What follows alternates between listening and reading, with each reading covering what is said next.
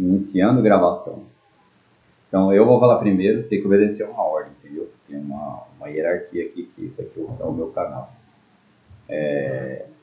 Eu ia fazer uma resenha do último livro, não é para bater a garrafa na mesa aqui, mas o microfone. Tem que obedecer os clientes, né? Com isso. Eu ia fazer uma resenha de Forsaken Worlds, regras avançadas, mas o livro ainda não chegou. Eu ia dar de presente para esse panaca que está do meu lado. E aí eu falei, não, vamos só fazer um vídeo. E aí o dono do livro, o escritor, se é que foi ele mesmo, se não foi uma mente extradimensional que escreveu o livro através desse vessel, vai falar sobre o livro, né? Melhor do que eu. Nos moldes do Plínio, nosso irmão mais bobo. Aí isso você pode confirmar em frente à câmera. Quem é o irmão mais bobo? Isso é irrelevante, continue. Eu vou ser mandado esse vídeo inteiro. Então, estamos aqui com Elcio Trombini, o escritor de Forsaken Worlds. Então, primeiro, você quer falar alguma coisa do tipo uma apresentação que nem o Plínio fez? Ou você quer ir diretamente para o livro? Pode ser. Então, como o Lucas disse aqui, eu sou escritor de Forsaken Worlds. Na verdade, esse era um projeto de longa data, como jogadores de RPG, né? Eu não concordava muito com as regras dos sistemas, dos cenários que a gente jogou por muitos anos. Sempre tinha alguma coisa para dar pitaco, né? Então eu fui modificando. E conforme a gente foi experimentando novos sistemas, a gente começou pelo AD&D segunda edição, e conforme a gente experimentou ali o D&D System, a terceira edição, Experimentou o D&D. também o D&Dzinho, tinha esquecido disso. Eu fui, no caso, combinando essas regras, né? O Lucas tem o cenário dele, que fez algumas regras próprias aí, mas é outra história. Então, Forsaken Worlds, ele nasceu dessa ideia de ir combinando sistemas e combinando mitologias, né? Elementos das mitologias que eu conhecia. Eu sempre gostei de mitologia desde o ensino médio, apesar de não aprender muito na escola. Culpa do Ascani. Culpa do nosso professor, né? E então demorou bastante também para eu adicionar esses elementos no meu cenário de Forsaken Worlds, porque o Lucas deve bem lembrar aí, a gente começou a jogar o meu cenário por volta de 96, por aí, né? Ou 95, 95, 96. E a gente só passou a ter um acesso democrático aos componentes aí, os elementos, os textos de mitologia, com a internet, né? Depois que passou a internet de escada, mudou para a cabo, é isso? Então, isso acho que foi por volta de 2004. Então, o meu cenário, eu consegui começar a dar um pontapé inicial para valer aí a partir de 2004. E aí eu misturei mitologia grega, egípcia, nórdica, hindu e algumas outras, né? Asteca. E a própria. E a própria. E legal que você falou nisso, né? A própria. Por que eu criei a minha mitologia própria, os deuses, né? Justamente porque eu não tinha acesso. A gente não tinha acesso. Falei, bom, vou ter que criar alguma coisa da minha cabeça. E aí eu criei muita coisa aí da minha cabeça. Também teve algumas coisas baseadas em, bem pouco assim, em outro cenário de RPG. E também baseadas no cenário de um colega nosso do ensino médio, gordo, grande Rodrigo Matos. Tanto é que a gente chamava do mundo do gordo. Mas mitologia? Não, isso cenário. Ah, tá. Né? Não, pensei que ele tinha desenvolvido algum deus. Não, os deuses que esse nosso colega usava, nem sei se ele chegava a citar, né? Mas aí devia ser de mitologia básica, ele conhecia muito pouco. Não, era de Forgotten? Ele citava vários cenários do Dungeons & Dragons, né? Citava Planescape, mas eu não lembro exatamente se ele chegou a citar Forgotten, os deuses. E aí esse foi o processo de criação, foi um processo muito longo. O Lucas já fez vídeo, né, falando sobre os meus outros livros aí, o livro de regras básicas, Cosmologia e Ocidente. Cosmologia no Ocidente, né? Esse é o último agora, o avançado. E aí vai ser o último ou é só o atual? A ideia é que seja o último, né? Porque essas coisas tomam um tempo absurdo da gente e a gente tem que tentar viver correndo um pouco atrás do dinheiro, pelo menos um pouco, né? E não é esse tipo de coisa que... Agora com o meu canal, o seu livro vai dar dinheiro, porque o meu canal tem milhares de... Vai ter milhares, milhares, né? dividido por 1000. Porque tem dezenas, Passou da casa. Olha, passou, viu? Passou de inscritos, passou de 2 dezenas. Muito bem. Então, esse é o panorama geral, né? Esse é o histórico aí do cenário de RPG que eu escrevi.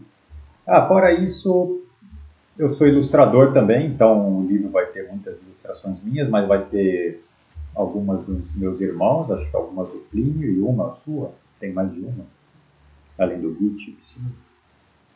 O Monge Morto-Vivo. Isso. Então tem 2 ilustrações do Lucas, arte finalizadas pela IA que ele me sugeriu. Foi pelo Léo. As duas se terminou. Uma eu mesmo foi pelo Léo, a outra você fez por qual? Pelo Léo. Pelo Léo aí. Eu vou aqui, ó, na minha incompetência, eu não coloquei o livro já aqui, então já vou colocar para deixar a capa visível. Então, assim, parece, pra gente que está vendo a tela, parece que nossa cara desapareceu, mas não é assim que funciona. A gravação continua. A gente só não sabe mais se a gente vai sair da câmera ou não. Deu para perceber que dessa vez é muito precário, mas pelo menos a vantagem da entrevista dessa daqui com você, do que a entrevista com a do Plínio, a vantagem é que a gente pode comer queijo, step, tomar Baden-Baden língua de gato. Eu gostei, hein? Não sabia que era isso. Gostei. Gostou? Vamos fazer propaganda aí, Baden-Baden. Meus milhares de inscritos. Paga aí uma grana pra gente. Eu preciso pagar o leitinho do meu filho. E a vantagem é a comunicação síncrona e não assíncrona. E quando um fala, não corta o outro. Essa é a única vantagem. A desvantagem é a minha lâmpada amarela. E essa casa alugada aqui, que o bucal não funciona. Os motociclistas que estouram o escapamento e passam aqui para entregar coisas.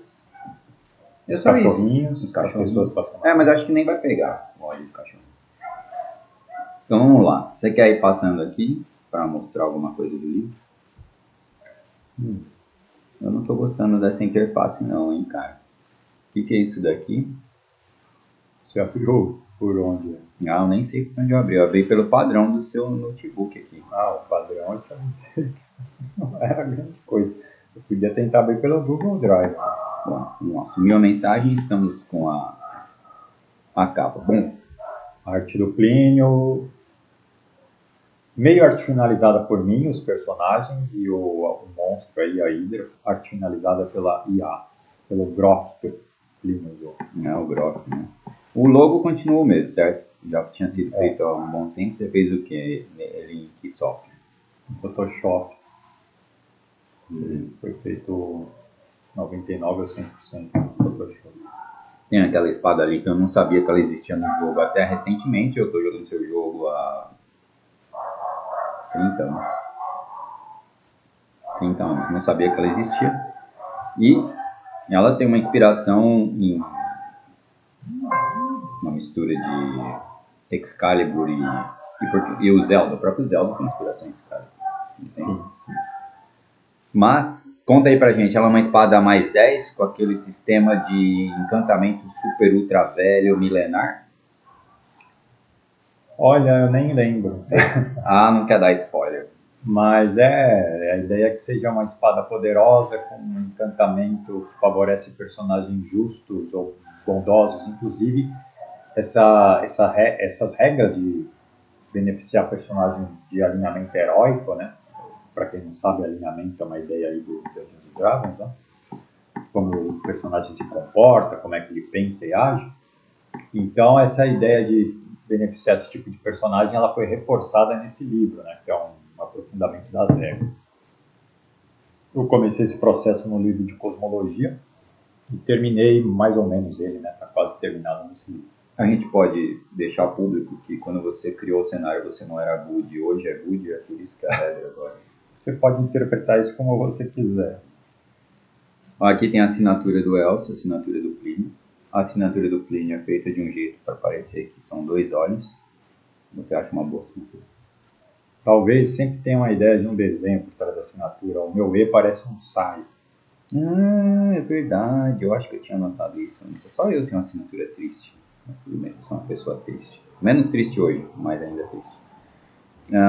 Tem alguma peculiaridade desses personagens? Por exemplo, esse daqui é realmente o personagem do Plínio, o Morgoth, ou nada a ver? Não, eu achei ele muito parecido com o Morgoth, né, o personagem do Plínio. Mas eu não teria que perguntar para o Plínio, porque a criação desses personagens é tudo do Plínio, o Anão, a Sorcerer. Plínio, São Gomongo, deixe nos comentários. Esse daqui é Morgoth. Aquele ali, com uma touquinha, elmo touquinha, isso é coisa da IA também. Não tinha aquele elmo touquinha, era só uma touquinha. Mas era difícil de entender mesmo. A IA teve algumas mesmas dificuldades que eu teria. Toma essa, Plínio. Toma essa, a culpa é sua, não é da IA. Enfim, quem usava touquinha era o Hrat-Tagor. Mas não é o Hrat-Tagor porque ele era um clérigo. Eu não conheço realmente. E personagem mulher era difícil nas nossas campanhas. Normalmente NPC, mas a gente tinha alguns PCs. Eu acho que não é nenhuma, né? Não. Soltando magia com armadura, o Plínio vai ter que falar nos comentários. Plínio, engajamento, Plínio. Então tá aqui, livros de regras níveis avançados. Essa daqui é uma das últimas versões, certo? Não estamos com a física aqui ainda. Ela passou pela alfândega hoje, mas não vai chegar hoje, né? Então vamos lá, tem um sumário, introdução, criação de personagens, raça. Então o livro básico já tinha bastante raça, né? Você lembra quantas? Nossa. Não vou me lembrar exatamente, mas tinha mais de 15 raças lá. No começo foi uma febre, né? Uma sensação, todo mundo gostou, nossos colegas jogando RPG, experimentar jogar com criaturas meio monstruosas, trolls, devoradores de mentes e gárgulas. Mas depois a gente notou, pelo menos eu notei que era só um experimento bizarro mesmo. Né? Calma, né? Parênteses. Ainda bem que você reconheceu. Você como mestre fala, não, muito bizarro. Mas os jogadores falam, não quero o meu troll. Eu não sei se todos os jogadores amaram seus próprios personagens, e você amou o seu próprio personagem. Eu gostei dele. Ó, tem personagem. Fala que era um troll para o pessoal. Era um troll, mas olha só, eu vou comparar com outro personagem. Tinha um personagem que veio de Chrono Trigger, o Apollo. E ele era quase tão bizarro ou mais do que o troll. Porque ele era pairs off. As regras, né, que a gente usou deixavam ele muito poderoso. E ele tinha pouco sentido depois de um tempo, porque ele vinha de outro mundo e ele mesmo não tinha sentido. E aí foi um dos motivos dele se aposentar. Mas o Troll, eu trabalhei a história dele que ele tinha certo sentido. Ele foi criado como humano, ele se sentia meio humano, ele achava que era um Ranger. Isso foi interessante nesse grupo de criaturas meio monstruosas que a gente fez, porque todo mundo bolou um histórico ali, né? Você bolou um histórico do seu Troll, que era metido a Ranger, mas era um guerreiro. Nosso colega Sander bolou um histórico meio bizarro pro troll dele, o Plínio bolou pro criado por gnomos, tinha a cara do Sander, né? Então, e tinha aquele gárgula com crise existencial, porque ele não era maligno, ele era neutro do início. Então, todos tinham um mínimo de histórico ali, né? Mas era uma campanha de personagens de baixa inteligência, baixa sabedoria, difícil de interpretar a longo prazo. Isso é difícil de interpretar. Então, assim, quando o cérebro do grupo morreu, que era o Elitide do Plínio, que nem era um grande cérebro, principalmente os padrões do Devoradores de Mentes, que eram... Mas no reino dos monstrinhos ali, ele era o Elitide burro. Como é que se diz? O que tinha um olho em terra de cego? Isso é rei. Mas no seu jogo tem outro nome, né? Porque tem direitos autorais. A gente está dentro da OpenGL. A gente chama de Devoradores de Mentes porque eu acho que ninguém pode patentear a palavra devorador nem de mente. Mas eu usei Elitide, eu não posso. Mas eu não estou me referindo ao livro. Então, por favor, não processem a gente. Eu estou me referindo à campanha antes de ser livro. Né? Tanto que esses NPCs nem entram nesse livro, né? Os jogadores não entram. Enfim. Aí você adicionou várias raças aqui, certo? E Troll ficou de fora de vez, é isso? Isso, eu acabei excluindo o Troll de vez, porque tem um Troll quase tão apelão, né? O Troll do livro básico, o Troll das cavernas. Ele tem todos os atributos físicos e mentais de um Troll. É claro que ele tem como é que se diz? Uma vulnerabilidade que não é muito atrativa, né? Não. Ele vai perdendo agilidade sob a luz do sol até virar pedra, que é baseada nos mitos, nos folclores do Troll que vira pedra debaixo da luz. Não sei se é só o Tolkien que inventou isso ou se é de algum folclore. Era isso que eu ia te perguntar. Eu não lembro se ele tirou isso de folclore ou se foi da cabeça dele. Plagiando alguém a gente está, certo? Tudo bem. Entendi. E aí, bom, mas eu vi que tem Pixie. Não, tem raças poderosas aí, né? Tem. Pera aí, você está se perguntando Pixie poderoso? Se você é um leigo completo só, porque quem conhece Pixie sabe que é uma bizarrice. É uma fada com muitos poderes mágicos. Nem precisa ser tanto assim, só a invisibilidade infinita, né? À vontade, já é uma coisa muito bizarra. Olha isso, eu acho que eu modifiquei, hein? Eu imagino. Ele deve estar mas ele deve estar com umas eterealidades 9 vezes por dia. Ele tem um poder não muito mais fraco do que isso. É um poder razoável. O que é o Ocípete? Tem algumas raças novas aí que eu acabei inventando pelo seguinte. Esse livro, ele tinha todo o resto de... Esse livro, essa ideia de pôr muitas raças no Forsaken Worlds, ela surgiu do seguinte. Quando a gente experimentou a terceira edição, o The Link System, eu e outros jogadores notamos que muitos dos monstros eles eram facilmente adaptáveis para ser jogador. Por quê? Porque no terceira edição, como ele padronizou e ele deu atributos a todos os monstros, né? Os monstros antes não tinham atributos na segunda edição, mas o Dungeons & Dragons terceira edição deu essa aprimorada nas regras. Ficou muito fácil você entender como seria um monstro, qual que seria os bônus de atributo dele, os penalties.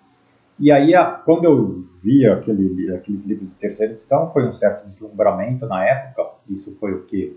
Pouco depois de você voltar de Prudente, 2005, 2006. Voltei de Prudente em 2002.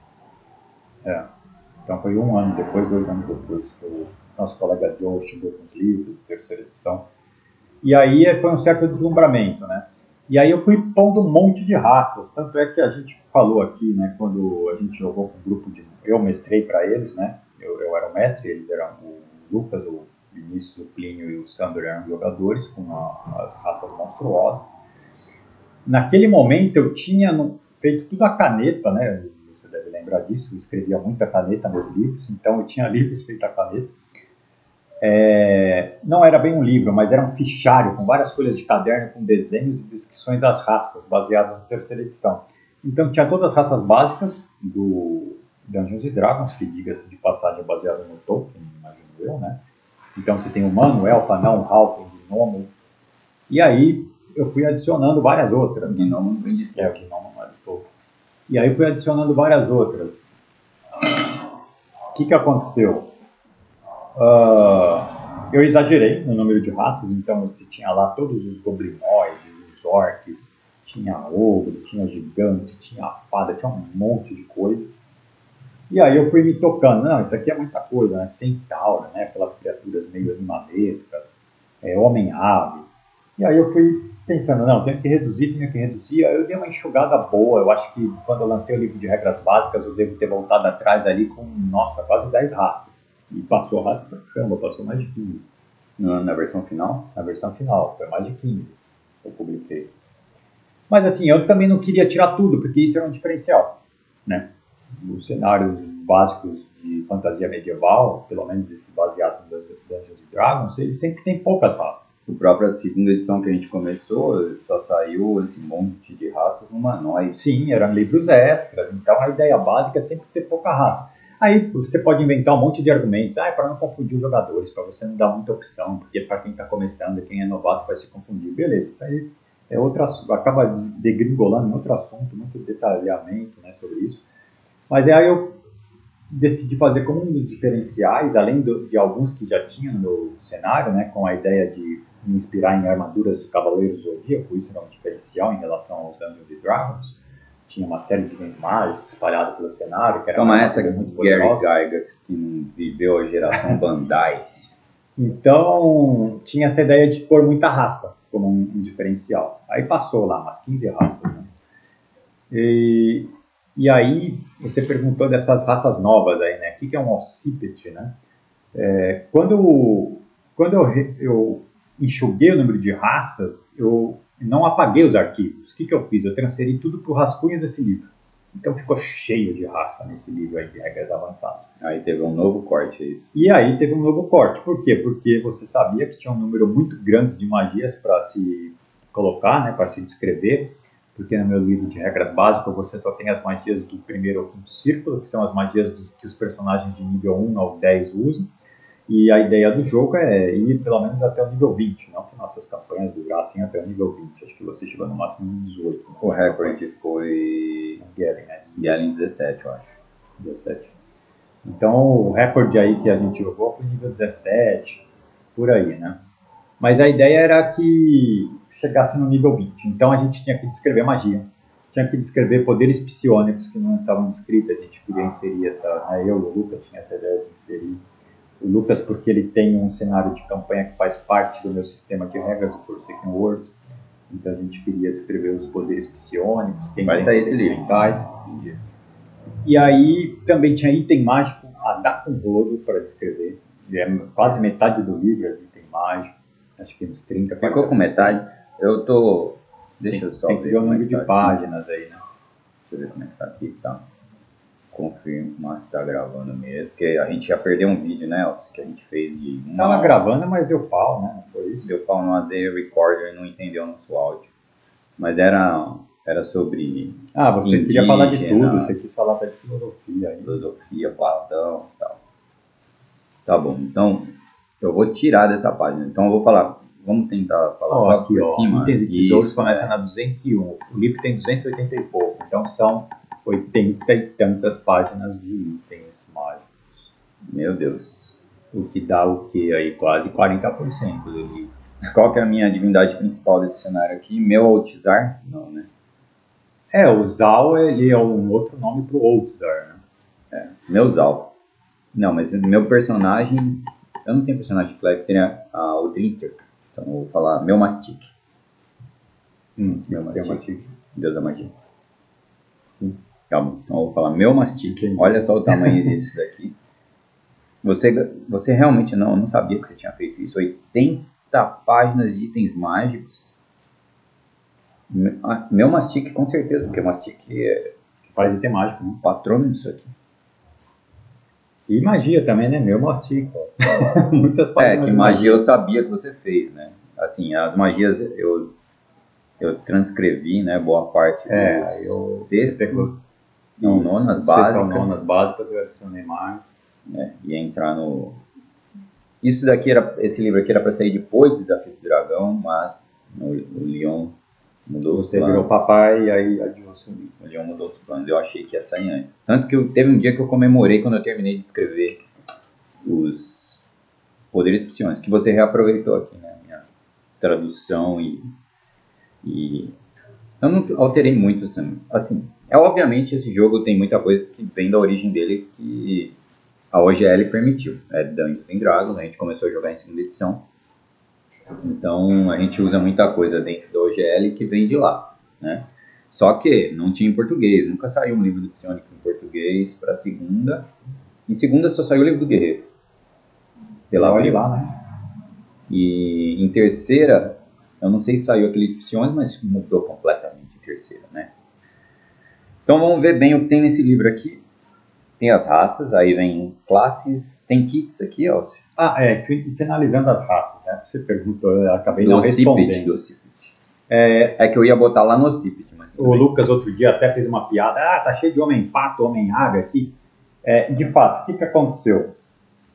A gente tem baseado aí, e aí eu não sei os limites desse OGL, que é a licença de jogo, né? Qual é a tradução exata de OGL? Open Game License. Licença de jogo aberta. A licença do jogo. Eu não sei os limites.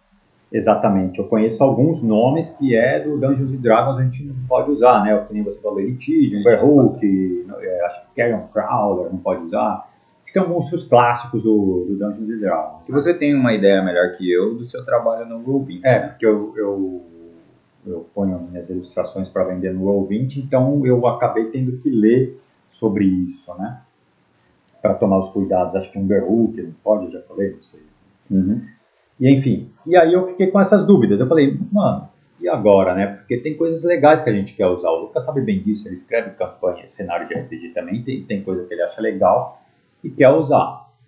E aí eu falei, mano, vou ter que mudar um monte de coisa. O Lucas viu, né? Ele até me cornetou quando eu fiz os livros de regras, que eu fiquei mudando o nome de um monte de coisa, que algumas nem precisava, mas eu mudei por medo, assim. Aí veio essa ideia dos homens-aves, né? Porque o Dungeons & Dragons tem algumas raças ali. Tem duas, o Aarakocra. Só uma pausa. Medo? De onde vem esse medo? Do capitalismo. Eu não podia deixar.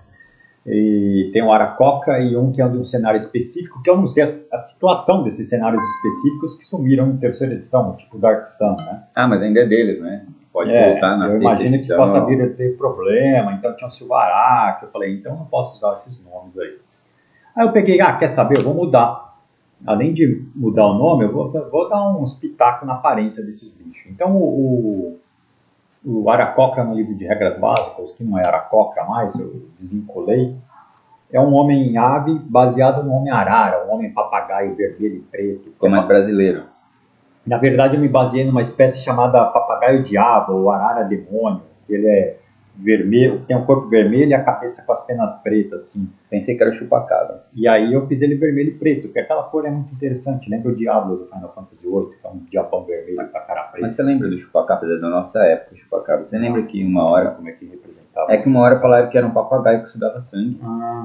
Por isso que eu tô falando. Tinha várias ideias malucas do chupacabra. Até hoje eu não sei qual que ficou por último valendo. Aí o que aconteceu? Aí eu fiz essas raças aí, né? O Occiput é o quê? Primeiro, esse nome vem do nome das Árpias. Tem duas raças de homem-aves que eu pus o nome das Árpias da mitologia. Por quê? O AD&D, e aí, não só AD&D, vários cenários vários jogos com fantasia medieval, ou vai usar o nome Árpia. Porque está em domínio público, é óbvio. Porque é uma obra da mitologia, sabe Deus quantos anos antes de Cristo. Não sei, 800 anos de Cristo. É grega. Com Homero, com Hesíodo na Grécia. Então, está no domínio público. Todo mundo usa.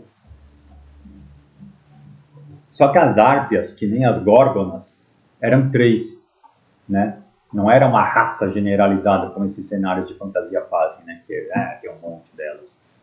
E aí eu falei, então vou pegar o nome dessas 3 e fazer, tipo, raças de homem-ave.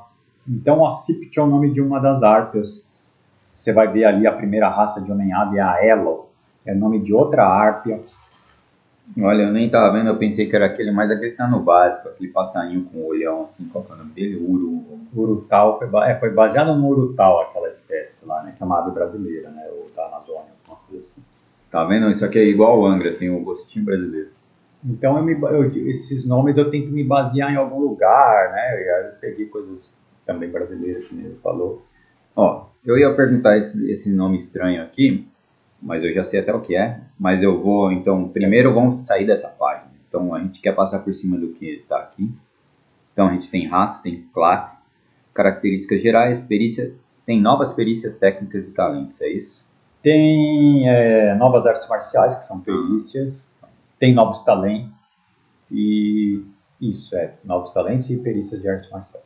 Aí vem a aventura e campanha, porque assim, né, o básico, se você for comparar Dungeons & Dragons, que é a nossa inspiração, com o seu, você teve que condensar o livro do mestre livro de jogador em um só. Então esse capítulo de aventura e campanha seria muita coisa que iria no livro do mestre. No fundo aquilo lá virou um First Quest empolgado, né? Para quem não sabe, o First Quest era um livrinho de segunda edição que trazia regras simplificadas. No fundo virou um First Quest bombado. Quase isso, né? Ele é meio que um livro de jogador com muita coisa. Ele é meio que um livro de jogador puxando um teco de First Quest para completar. Né? E aí aqui você expandiu de vez. Então ainda ficou faltando um livro dos Monstros de Verdade, né? O livro dos Monstros ficou faltando. Porque se você comparar com a terceira, com a segunda e terceira, D&D, você teria... Então, tem aventura e campanha que entra regras até que a própria D&D não sofre para colocar, né? De evento climático, isso aqui é evento climático. São regras que mudaram do segunda para terceira edição, né? E não tinha nem no básico, um monte de regras do próprio D&D. Assim, mestre, terceira edição vai dar uma melhorada nessas. Por exemplo, nevasca, tal, entra em Birthright. Isso, tem coisa que só entrava nos livros de campanha. E aí você tem 2 regras para inverno, enfim, segunda edição era bem bagunçado. Aqui, então a gente é melhor que a segunda edição, certo? Eu tenho que ser, né? Não sei se eu consigo. Nem tanto, porque assim, tem um saudosismo da barra, que eu vou reclamar da barra de força. É muito conservador, né? Por isso que eu tava no começo do vídeo fazendo assim, porque o Elcio ficava dando pitaco nas regras, eu não tem que dar pitaco, você aceita as regras. Então, vamos passar aqui por cima. Progressão, experiência, alinhamento, aqui tem bastante coisa que vai influenciar alinhamento e experiência estão ligados no seu jogo. Eu tentei interconectar porque o alinhamento ele se tornou bastante importante para o Second Words. Né? Inclusive, o nosso amigo, que o Lucas fala que dá muito pitaco, Vinícius. Pitaqueiro. A gente concordou muito assim, nessa questão da necessidade de personagens benignos depois de muitos anos. E o Vinícius concordar, porque ele nunca fazia benigno. Então, o Vinícius concordar é um grande avanço para as campanhas irem para frente. Mas foi depois que ele mestrou que ele viu qual é que é por que o bicho pega quando você não mestra pra gente good. Aí tem classe, poderes e magias, imagino que é um capítulo... você vai elaborar em cima do ethos de druida. O ethos e as magias. Os velhos, as magias que estavam faltando, poderes psionicos, criaturas, a gente tem um mini livro dos monstros, né? A sugestão sua também é adicionar mais criaturas aí, né? Porque a gente cita as criaturas e aí ela tem que aparecer em algum lugar. Não tem nada. Assim, e tem pouca, né? Bem pouquinho. O jogador experiente, o mestre experiente, vai usar de outro lugar, vai sacar, vai converter. Inclusive, eu tenho algumas regras que dão umas sugestões para você ter uma noção de atributos médios e dados de vida médio para criaturas, porque a lista de criatura é muito pequena. Então, no capítulo ali de onde tem os atributos, características gerais, a ideia inicial era pôr só características geral para raças e classes, mas também tem características gerais de criatura em geral. Então, tem lá, criaturas do tamanho médio, geralmente tem de tantos a tantos dB. De criatura grande, tem de tantos a tantos dB. O atributo força, geralmente é de tal a tal, a vitalidade, mas é só para dar uma ideia base, assim. Justamente eu decidi manter isso aí, que é algo baseado na terceira edição, porque tem poucas criaturas, né? Que nem o Lucas falou aí, o cenário de fantasia, de mitologia, tem muita criatura para adicionar. E eu tenho essas fichas prontas, mas, que nem eu falei, não tem previsão nenhuma de lançar um livro de criaturas, porque vai dar mais um trabalhão de mais de um ano, provavelmente. Eu tirei aqui o ridículo... Eu não sei que viewer que é esse, hein, cara? Eu tirei o ridículo índice que ele estava criando e não conseguiu e travou. Meu Deus, isso aqui é um notebook, não é igual ao meu, não. Uma carroça daqui é bem mais novo. Ele travou. Mas beleza, ó. O que eu vou fazer aqui é isso aqui. E vou arrastar um pouco para cá para a gente não comer a página na câmera, entendeu? Pronto, acho que agora vai. Então a gente viu toda a estrutura aqui, vem itens e tesouros, as criaturas e tesouros e o glossário. Então vamos andando aqui para a gente poder falar mais das raças. Introdução. Essas personagens. Meio que um repeteco, você repetiu, né? Mas é que você deu mais opções aqui, certo? Atributos. Então... nem me lembro, tem que comparar os livros aí. Acho que você deu mais opções. Pô, chama aqui o autor, ele não lembra. Pois é. Ailon Aracosqua. Eu imagino que Aracosqua você tirou de Azteca, um nome baseado nos astecas, porque acho que uma dessas palavras aí, não sei se é Cosqua, quer dizer urubu, e essas duas espécies de hominídeos ou humanoides que seja, eles são homens com dor. Por que homem com dor? Não é que eles sentem dor, não pode esquecer o trocadilho idiota. Porque assim, na verdade eu queria pôr homens aves, e aí eu tinha no livro Regras de Base que eu falei um homem papagaio, eu falei tem que ser uma ave diferente, uma ave mais, digamos, com visual agressivo, porque o abutre, os urubus, na verdade, ou os condores, eles são carnívoros, apesar de comer carne podre. Então eles têm um bico mais para rasgar carne, eles são seres mais combativos do que o homem-papagaio, em teoria, né? E aí tem essas duas espécies, uma delas que eu tirei o nome do grego, mas na verdade são duas baseadas em aves americanas, né? Esse pretinho aí seria um homem-condor dos Andes, ou um condor andino. Inclusive ele tem elementos de roupa dos aimarás aqui, né? Uma sainha, versão mais curta, porque ele tem patas de ave. Esse cajadinho, né? A escultura na ponta do cajado é baseada nas artes dos povos andinos. Mas tá lembrando aquele monstro de Mario 2. Lembro de fato, também achei parecido que faz o monstrinho do Super Mario 2 nessa. Então, eu me baseei aí nessas aves. E o Aracosca, ele só tem uma ilustração no capítulo Aventura e Combate. E ele é um homem urubu rei, né? Que tem aquelas penas branca, preta e colorido. Entendi. No AD&D, segunda edição, o Aracoca parecia baseado em que pássaro? Era uma mistura de papagaio com águia, e o Silvarac, pelo que você me falou, eu não lembro de ter visto a ilustração dele, do Dark Sun, né? Era mais urubu. Isso, não sei. Que combina com Dark Sun, né, a ideia? Não, aqui o pessoal é mais desértico. O pessoal é mais dead, mais, né? Tem isso aqui. Olha só, tá falando que os Aelons possuem dimorfismo sexual. Aí, cara, quem é que vai ler seu livro e vai saber o que é dimorfismo sexual? A gente está na era da divulgação científica, cara. Vários e daí, pergunta pro chat GPT.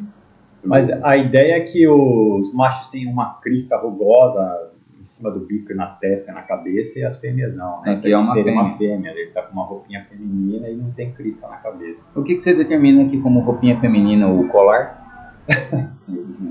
Meninas usam rosa, tipo a Damares. Não precisa explicar mais. E não vai cair em política, que o Plínio já se arrependeu. Olha lá, o Azer, Fire Azer, é o anão do fogo. Como que ficou o nome aqui? Azer Sitdan, porque Azer é uma palavra do Azerbaijão e Sitdan é anão em azerbajanês. Será que eles puxaram Azer disso? Bom, isso daqui é inspirado, obviamente, em algum GIF... Para evitar direitos autorais, problemas autorais, eu mudei o nome para um... Eu vi isso daí, o Gygax pegou Githyank Githzerai de um autor X. Não sabia. E aí, tipo, não tem como ter direito autoral. Eu poderia, então, meter um Git zero aí. Isso, e aí o Git, não sei o que ele inventou, nenhum dos dois, não tinha nada a ver com o original. Eu li isso aí em algum lugar, não vou lembrar agora. Esse nome Galo, ele vem de alguma mitologia mesopotâmica, algum demônio ou espírito. Aí eu falei, o nome com G tá ali, Galo, Git, ficou Galo. Galo Zera. Seria o Githzerai, né? É o Zera. Eles são, como é que se diz? Os não malignos, né? Os Gits. É verdade. Não sei se mudou na terceira, quarta, quinta, mas na segunda eles eram caótico e neutro. Gifuru foi inspirado em japonês. Foi inspirado no nome africano, Gifuru. Mas obviamente também inspirado no monstro, na criatura do Dungeons & Dragons, né? Desnecessário falar, para quem conhece a segunda edição, pelo menos não sei se aparece na terceira edição, acho que não vi depois. Eu acho que limou, a terceira edição limou, hein? Não sei se ele é próprio do Spelljammer, enfim. E aí tem os gigantes são esse... É de mitologia, o Firbolg, que o AD&D vai usar também. E o Ved é um nome modificado, baseado no AD&D como um gigante élfico, mas é mais élfico do que o do AD&D, porque o AD&D ele é bem caricato, cabeçudo, esquisito. E eu vi isso aí também, o AD&D, quem criou do nada, não sei quem criou. E enfiou aquela cabeçona para se diferenciar dos outros mesmo, não tem sentido. Gostei mais do seu, embora... Eu tenho um saudoso personagem Votik da campanha do Glauco, que morreu rapidamente. Gostei desse desenho também. É um Goblin ali para dar escala, né? É um Goblin caído. Não sei se ficou muito boa a escala, mas tentei, né? Dá uma canela. Um Goblin tem 1,20 m, uma canela tem 1,20 m. É um Goblin baixinho, ele tem 1,90 m. Os Gremlins... Esse aqui você falou que não gostou, mas eu gostei. Que é, obviamente, o Gremlin do filme ali, bonzinho. Diferente do Dungeons and Dragons, esse Gremlin bonzinho eu me baseei no filme, mas o outro é o Gremlin ali. Que, inclusive o Gremlin que eu falei, que eu li sobre ele, é um folclore recente, da virada do século XIX para o século XX, das guerras mundiais. Ele nem tem essa aparência do filme, essa aparência do Dungeons and Dragons, ele é mais hominídeo mesmo. Está disponível para jogar. Aí tem o Leque, uma raça de homem-peixe, para quem quiser mestrar uma campanha mais aquática, ou não. Não vai ser uma boa ideia mestrar uma raça dessa para uma campanha. Esse é o tipo aquática de personagem que o Lesma pegaria, mesmo com todas as dificuldades. Aí já tem uma arte finalizada pela IA, né? Que eu fiz só o traço a lápis e aí mandei a IA finalizar. Você é a favor ou contra finalizar com IA? Eu acho que depende da finalidade, né? Tem gente que não se importa, vai jogando na IA porque acha bonito. Eu acho que é pela finalidade. Eu sou uma pessoa fazendo trabalho de uma equipe, porque um livro é o trabalho de uma equipe. Aí eu falei, não, chega, eu vou meter esses desenhos aqui que eu tenho só rascunho na IA. Então vai aparecer algumas artes que são finalizadas pelo Léo, né, pela inteligência artificial. Acho que eu só usei o Léo, Pínicos ou Grom. E aí essas raças são baseadas aí em folclores do século XVIII, que é o nome Nice vem dos ajudantes de Papai Noel, né? São doentes que ajudam Papai Noel.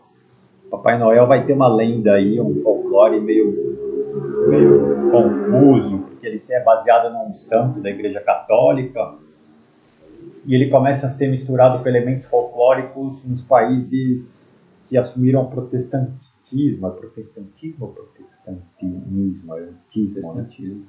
ele vai começar a assumir elementos folclóricos nesses países, que é a Holanda, os países escandinavos. Por quê?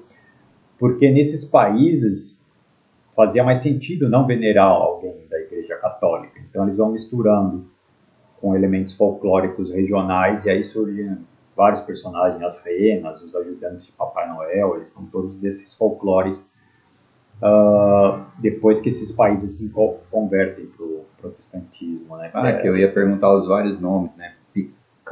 Galberi. E aí é cada um de uma mitologia, de um folclore, né? O Nice é um nome geral, né? Que seria a raça geral com 3 etnias, ou com 3 sub-raças, que seja.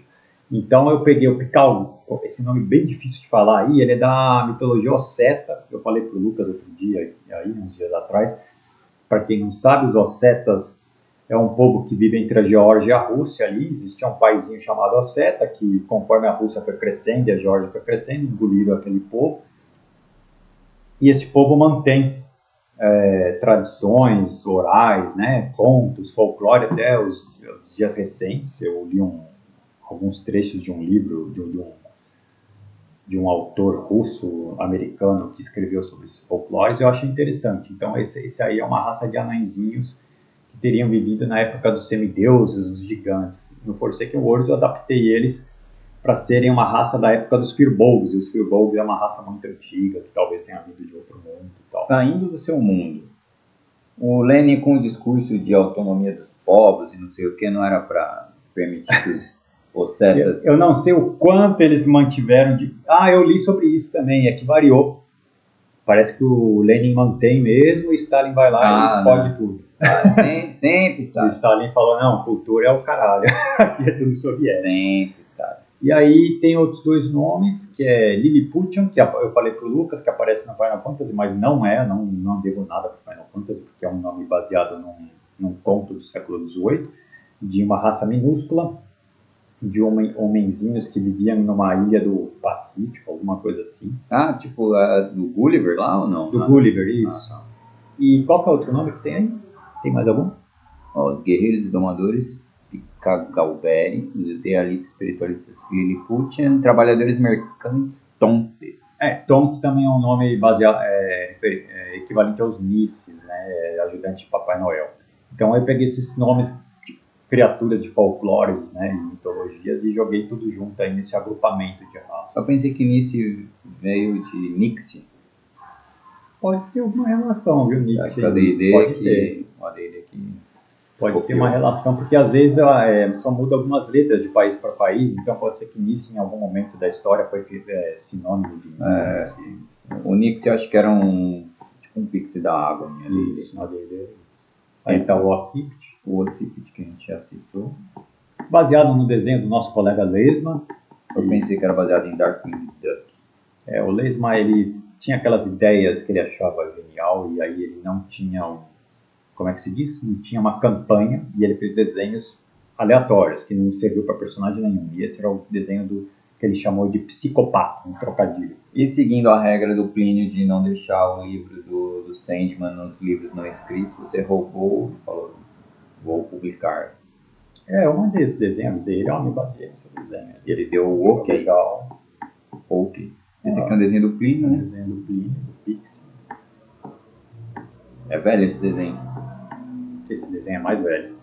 Tirando a arte finalização do cenário que foi em A e o esquilinho que eu desenhei atualmente, esse desenho é bem antigo da fada e do sprite, né? Da sprite. Aí eu deixei a invisibilidade com o sprite e a eterealidade com os pixels, né? Fiz essa modificação. Entendi. Tinha um negócio de polymorph, ainda existe? Tem, o Pix, né? Ele tem polymorph. O seguido do sprite? Não, esse sumiu, né? Não, eu fiz um alterar o outro, mas que não é a mesma coisa do que eu. Mas o próprio polymorph self já era bem apelão, que você começava com ele no primeiro nível. O polymorph self é o Pix que tem. Isso. Se alterou. Deve ter que comprar o poder, mas ele deve estar disponível assim. Aí tem uma listagem de características típicas das raças aí. O que é uma fada? Então tem ali os níveis de fada, né? Os elfos são meio fadas e aí tem as fadas verdadeiras. E se você quer saber se o Pix começa no nível 1, se você não conseguiu ler nem pausar, vai lá e compra o livro, seu safado. Classes de personagem. Tem bastante. Quem é que vai jogar com camponês? Essas classes são mais para o mestre, né? O mestre tem que fazer um monte de NPC inútil, ao invés de usar aquela regra do segunda edição, que no terceiro ele tinha subido, de nível 0, eu pus essas classes bem, como é que se diz assim? Do cotidiano, de não aventureiros. Mas isso aí em segunda edição saiu no livro azul, Sages and Specialists. E em terceira tem, só que ainda é bombado ainda. Em terceira tem, né? Eu vi em algum livro. Classes não heróicas e tal, mas não tem camponês que eu sei. Tem um nobre. O nobre, por exemplo, eu acho que tem em terceira. E tem Star Wars, que aí não tem nada a ver com nada, né? O nobre em Star Wars é uma classe mesmo heróica e tal. Porque a princesa Leia é uma nobre em Star Wars. O Star Wars, eu tô falando do D20 System, tá? Não é o... Tem várias versões de Star Wars. Esse daqui saiu legal, qual que é esse daqui? Esse aí é o batedor, né? O Scout. O batedor, ele é um meio herói, né? Ele já começa a se aventurar ali, mas ele é muito simples, né? Ele tem algumas características de ladrão e umas de quase guerreiro. Então ele é um meio guerreiro ladrão ali. Essa tabela de XP, ela segue mais ou menos a lógica de novas classes do livro do Mestre segunda edição? Que tinham... Ela é baseada nela. E aí acho que ficou com algumas facilidades lá que eu mudei, mas eu mudei pouca coisa, é baseada naquela tabela. Eu lembro que na minha mentalidade de adolescente eu criei uma classe mais absurda possível, que passava pro segundo nível com 7.000, que era o Cavaleiro Divino, uma coisa assim. Eu achei que era dos Derrons que você fez isso, uma classe dos O Savant também era alto, Savant, hein? Eu acho que também era alto. Mas enfim, e tipo um... Aí tinha as classes baba que você fez também. Tinha o Sábio, que era ridículo, que o Plínio fez um personagem, era muito baixo, era mais baixo que ladrão. Era bem fácil. E tinha um que era tipo um Fakir. Eu botei o nome de Fá.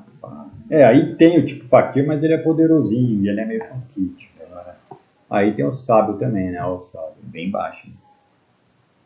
E tá parecido com o Plínio Sábio ou tá melhor? Um pouco melhor. Ele ganha mais perícias, se você for ver, para ter bastante conhecimento. Mas é uma classe que para se aventurar quebra o queixo muito fácil. Queixo de vidro, essa classe. Aí começa as classes para personagem mesmo. Classes de prestígio, que são classes baseadas em terceira edição, que você precisa de um certo nível para subir nelas, adquirir elas. E os clássicos kits, que é baseado na segunda edição mesmo. Aí vem o Andarilho Etéreo. Quer falar um pouquinho do Andarilho Etéreo? Vou falar bem resumidamente, né? Não ficar falando de um a um nem dá. Mas a ideia do Andarilho Etéreo era de um herói que anda pelos planos transitivos e teria uma facilidade para se esconder. E aí eu mudei um pouco, por quê? Bom, conforme eu fui descrevendo o que é o planetério, são coisas que eu descrevi no livro de cosmologia. Que está diferente de AD&D, né? Já vai avisando. Já tem algumas diferenças para o AD&D. Então o planetério ele ficou um pouco relacionado à ideia de um plano de energia positivo e os planos superiores. Então as diferenças do AD&D é essa, né? Esses planos transitivos eles se conectam a mais planos no cenário de Forsaken Worlds, porque a ideia básica do AD&D não se conectava a tantos planos, só o astral se conectava a mais planos, né? Então tem essas diferenças. Então o andarilho etéreo, ele não é só um cara que se movimenta com mais facilidade, se esconde e viaja para o planetério. Ele deve ter uns requerimentos de alinhamento, porque o planetério ele já não é um plano que permite muito maligna ali, ó. Né, tá ali, personagens bondosos, justos, ordeiros ou heróicos podem entrar nesse kit. E aí ele vai ter alguns poderes aí que eu nem me lembro. Acho que é uma classe de prestígio, na verdade, porque ele tá a classe de prestígio porque tá com esse sinal do mais. Com mais, tá bom. Entendi agora. Ele é meio que entre um andarilho das sombras do... uma versão menos furtiva do dançarino da Planewalker né? Tinha um Planewalker, né? Quer ver, dar uma rolada para baixo aí nas páginas. Tem um nome dos poderes, ó. Então, ele tem os poderes relacionados ao tempo, porque o planetério, ele meio que extrapola o tempo do plano material. Então já tem essa diferença para o plano das sombras, que é o dançarino das sombras, age mais no plano das sombras e não tem essas restrições de alinhamento. Então aí, você pode começar como um dançarino. Eu recomendaria você começar como ninja e depois virar, que é mais divertido que um dançarino. O nome não traz apelo nenhum. O nome não traz apelo. A não ser que você jogou Final Fantasy. Exatamente. X2. Tactics. O Tactics. Mas eu ia falar de X2 porque... Não, é que o X2 os personagens principais são as dançarinas patéticas. Era do Joe. Era o jogo do Joe. No Tactics, dançarino é apelão por causa daquela dança que taca status em todo mundo. Mas a ideia aí que eu falei pro Lucas, que ele achou esquisito, né? Tá ali marcado, taumaturgo e dançarino. O que é isso, né? Os taumaturgos de AD&D, eles são magos, como é que se diz? Menos poderosos, eles são mais simples, que eles lançam magias através de enfoques. Então, tem o dançarino, que ele... Mas isso do básico, né? Não AD&D. E aí esse livro continua, né? Em AD&D nem tem taumaturgo oficial. Tem. Só um título. E aí o personagem que se apoia na música, na poesia, é o bardo. Ele é um taumaturgo, no Forsaken Worlds, o dançarino é outro, o alquimista é outro. Então, ninja é classe mesmo. Ninja é classe. Ninja é uma classe de guerreiro ladino do Oriente, típico do... Geômetra é o meu personagem daquela aventura lá que você tava. O Geômetra a gente conversou outro dia, que eu tive essa ideia de partir ele como um taumaturgo. Um cara que consegue usar magia arcana, porque ele estuda muito ali as formas geométricas. Mas acabou a ideia mesmo que ele talvez era para ser mais mago do que um taumaturgo, né? Mas enfim, vida que segue, a gente não testou o suficiente essas classes, não deu tempo. O Alin é baseado no seu de Rinzocaran lá, que é um guerreiro clérigo árabe, clérigo guerreiro árabe. Aí tem uma seta, a seta em segunda edição existe também, né, no livro do Legends Lore. E inicialmente eu me baseei nele, que não era uma classe ruim, né, a classe do Legends Lore. Ela era bem bizarra, uma classe bizarra, não necessariamente boa, embora tinha, mas era bem bizarra. E por que ela é bizarra? Porque é legal, assim, isso o AD&D acertou, viu, Lucas? Porque a ideia do asceta, dele se unir com um todo, Deus ou Brahman, no caso, é uma ideia meio bizarra, é muito diferente do conceito de herói do Ocidente, né? E o cara é um herói meio que pacifista, outra raridade, né? Que tipo de herói é pacifista, né? Então ele vai ganhar poderes por meditação, por se desapegar da matéria, e aí tem o lance do alinhamento good, que eu faço essa conexão aí, porque o AD&D não faz, ele considera neutro, né, ou asceta, ou tem uma abertura de alinhamento. E aí essas artes aí que o Lucas está mostrando, né, são artes finalizadas também pela IA, né? Eu tinha esse aqui eu tinha traço a caneta do Alin, Nanquim e os outros a lápis. Aqui é o asceta e o sábio. O sábio é classe de prestígio também. Não, sabe aquela classe de Tá. fraquinha, mais para NPC, né? Arcebispo, por ter posição hierárquica, imagino que seja. Ele é de prestígio, você precisa de nível. Um cardeal, né? Ele pode ser tanto um cardeal como um arcebispo. Então ele ganha poderes de moldar as magias, modificar ela. No seu jogo, dá para ser um papa e evocar uma cruzada?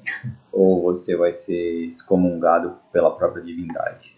Dá para ser se a sua divindade permitir, que você tem algum nexo. O Papa das Sombras. Ou um papa da guerra. Não, tem eu tava vendo essa palhaçada, vou ter que entrar em política. Que não é papa, né? Aqui é cardeal. Eu tava vendo essa palhaçada da briga do Trump e do post dele como Jesus. Eu até postei no Facebook, falei, não, isso aqui eu não vou deixar passar. Eu fiz uma montagem do Trump de um lado e o Vence do outro. O Vence teve a cara de pau de falar. O Papa, quando for citar teologia, tem que ter cuidado. Tipo, ele quis dizer que ele manja mais que o Papa, tá ligado? Aí eu falei, mano, isso aqui tá no Apocalipse, tá ligado? Esse daqui é o cara que vem com chifre de cordeiro, enfim, é o falso profeta. E aí, por que eu citei isso? Porque ele cita a guerra justa, né? Que é um negócio que vem de Hipona, o cara de Hipona, qual que é o Agostinho de Hipona? Agostinho de Hipona, né?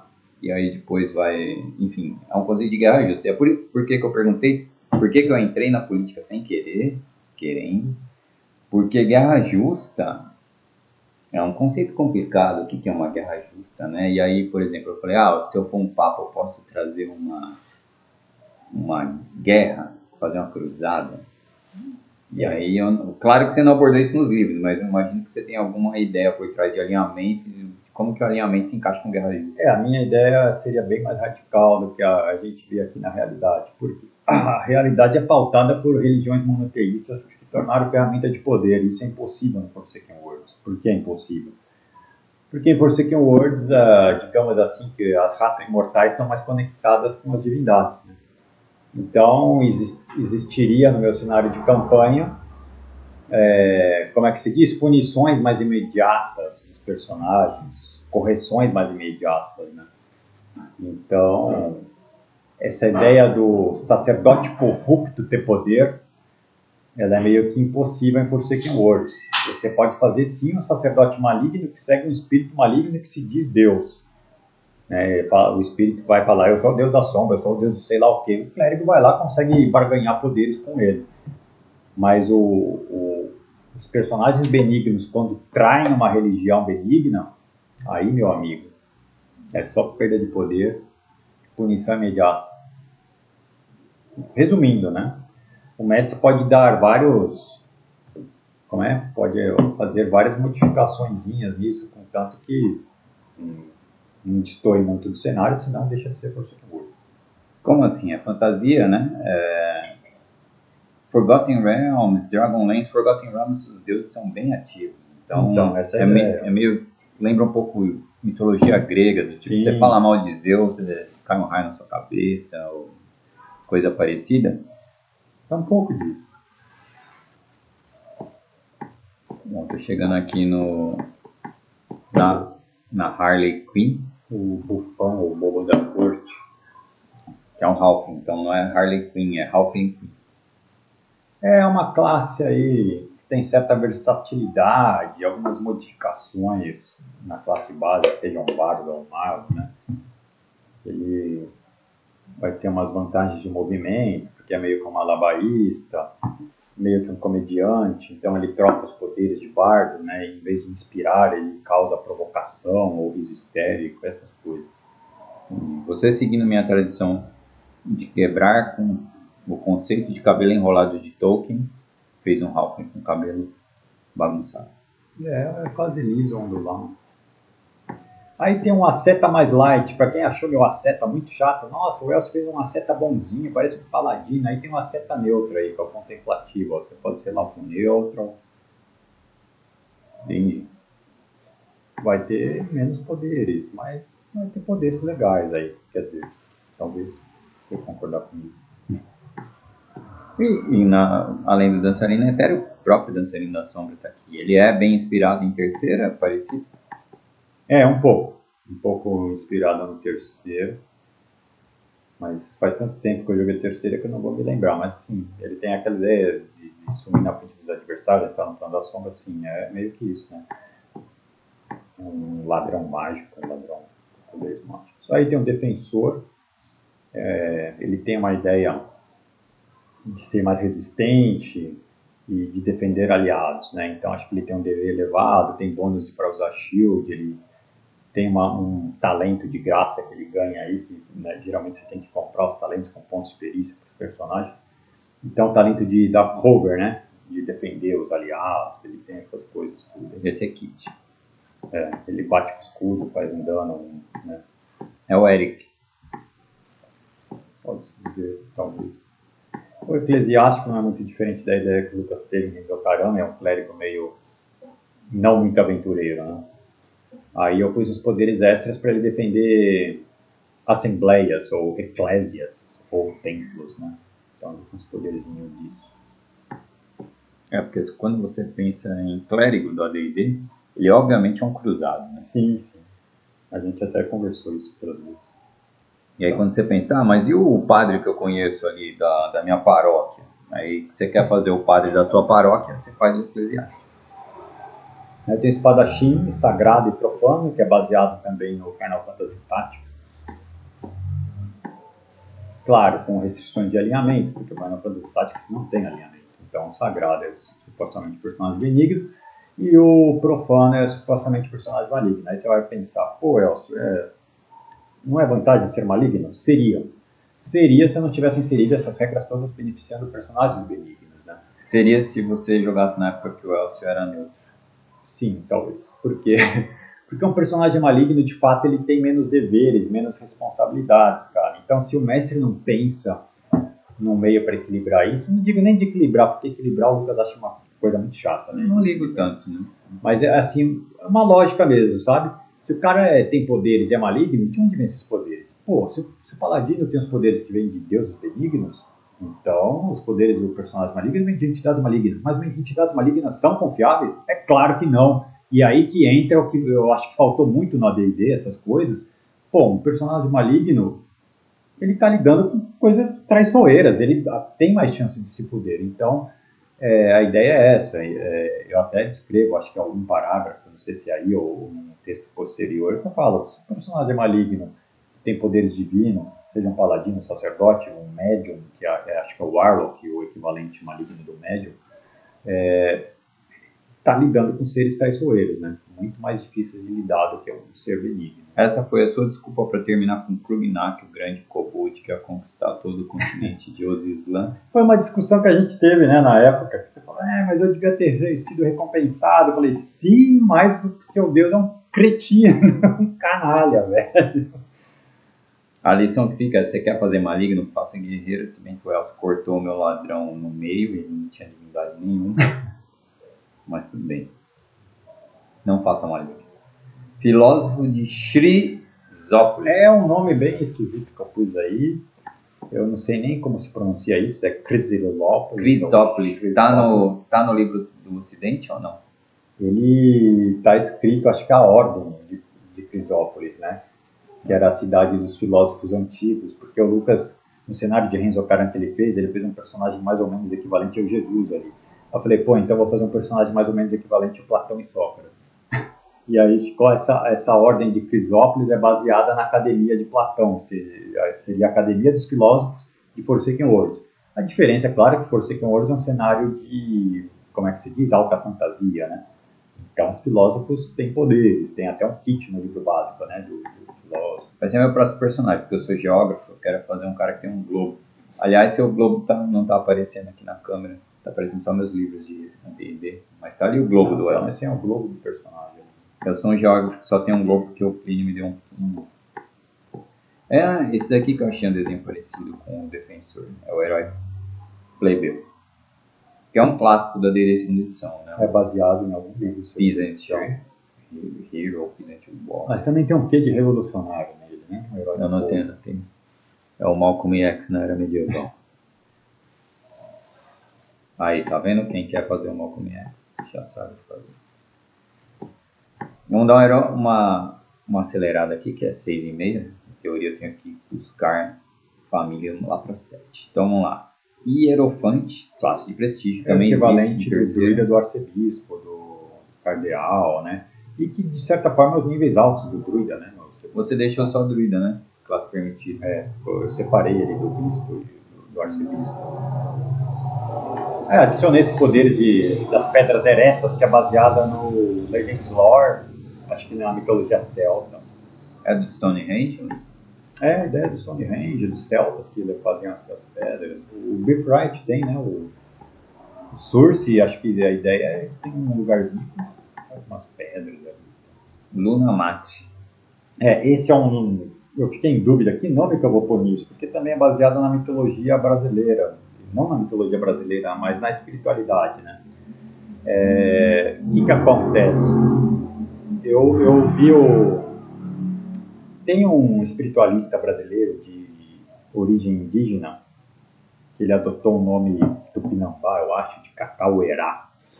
E ele explicou umas coisas que eu achei muito bacanas sobre a espiritualidade brasileira, assim. Ele dá uma geral, ele não vai ficar entrando detalhadamente, vou chutar uns nomes aqui. Os Guaranis tinham uma espiritualidade, uma religião assim, qual que é o nome lá, os Munduruku tinha outras assim, assado. Não, ele não dá, né? Porque o Brasil se tinha mais de 900 povos indígenas quando os portugueses chegaram aqui. Nem existe a possibilidade de você detalhar tanta cultura diferente. Então ele dá um panorama geral. E teve uma coisa muito interessante que ele falou, que era que dá para separar em 3 categorias gerais, assim, a espiritualidade indígena. E a que ele mais vivenciou, acho que, não sei se é Guarani, Tupi-Guarani, enfim, não lembro qual que era, Tupinambá, ele vai dizer que tem muita semelhança com a ideia de um Deus único. E ele vai comparar com o hinduísmo, com o Brahman, que é o todo, né, o onipresente. Não confundir com o conceito de Brahma, porque o hinduísmo tem o Brahman, que é o todo. Você tem o Brahma, que é o criador, o Vishnu, que é o presente, o desenrolador do universo. Assim. Nossa, eu jurava que Brahman era a divindade, Brahma era a marca de cerveja.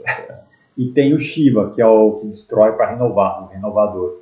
Então você tem o todo e as 3 subentidades relacionadas ao todo.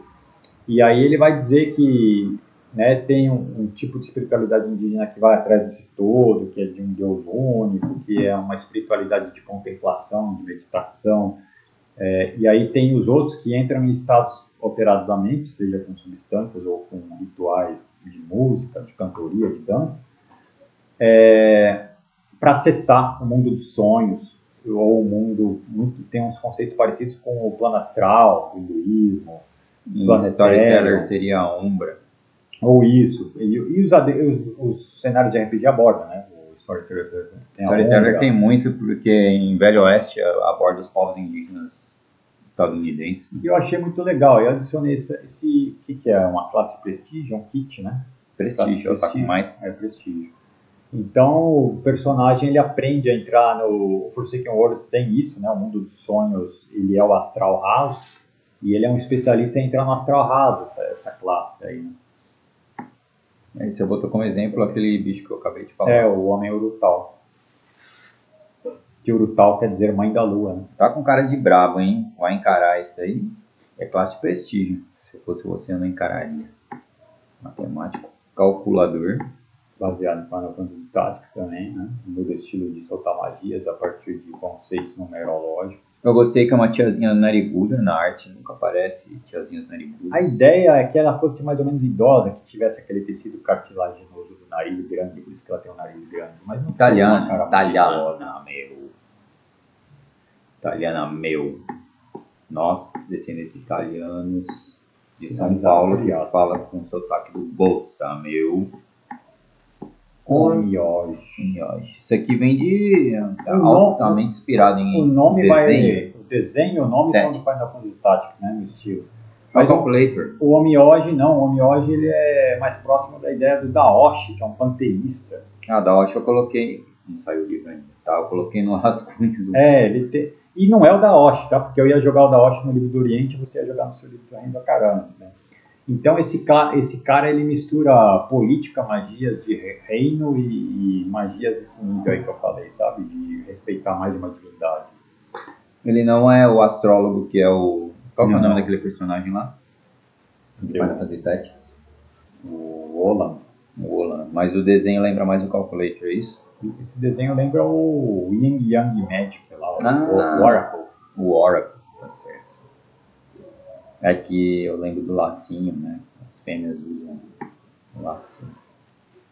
E aí as classes para campanha de regente. Regente. Aqui é importante porque não é só um kit, né? Em Birthright, Regente é um kit de um livro que saiu só online. E não é um kit, se você joga, é simplesmente qualquer um que reina alguma coisa é um regente. Aqui, ele é uma classe de prestígio, é isso? Então, você pode governar sem ter essa... Tem os governantes 100, que são os governantezinhos. A ideia é que o seu personagem ladrão ou guerreiro de nível 9, se quiser uma campanha política, ele adquire esse kit aí e vai ser feliz. E aí, eu não sei se está explicado aqui, classe de prestígio, ela comba com kit ou não? Nossa, faz tempo que eu escrevi sobre isso, mas acho que comba sim, você pode ter um kit e se encaixar a classe de prestígio, vai embora. Pode ser um guerreiro, bárbaro, kit berserker, guerreiro, berserker e depois regente. Pode. Pode, ó. Acho que pode. Legal, cara. Aqui está um desenho que parece que saiu do nosso livro. Eu pedi para IA fazer o estilo renascentista. Até que ficou um estilo renascentista aí. A gente tem um livro que o Tio Bão deu aqui que tem vários desses desenhos. Não sei se vale a pena mostrar aqui. Com essa lâmpada não vale a pena. Esquece. Mestre de guilda e governante. Aqui passou, mas eu acho que... Será que passou para a versão final a falta do R em sacerdotes? Deve ter passado esse livro aí. Eu não estava sem um revisor, só eu revisando. Culpa de quem, de novo? Capitalismo. Você não pode pagar um revisor se você não tem dinheiro.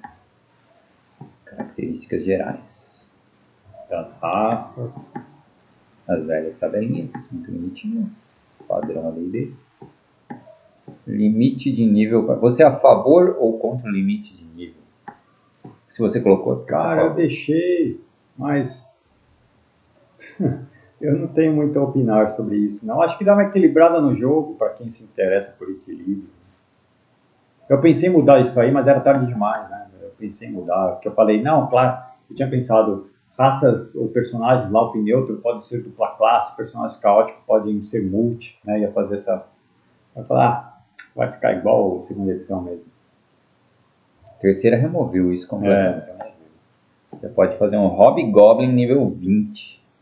Ou um Kobold nível 20 entrar no nível de épico.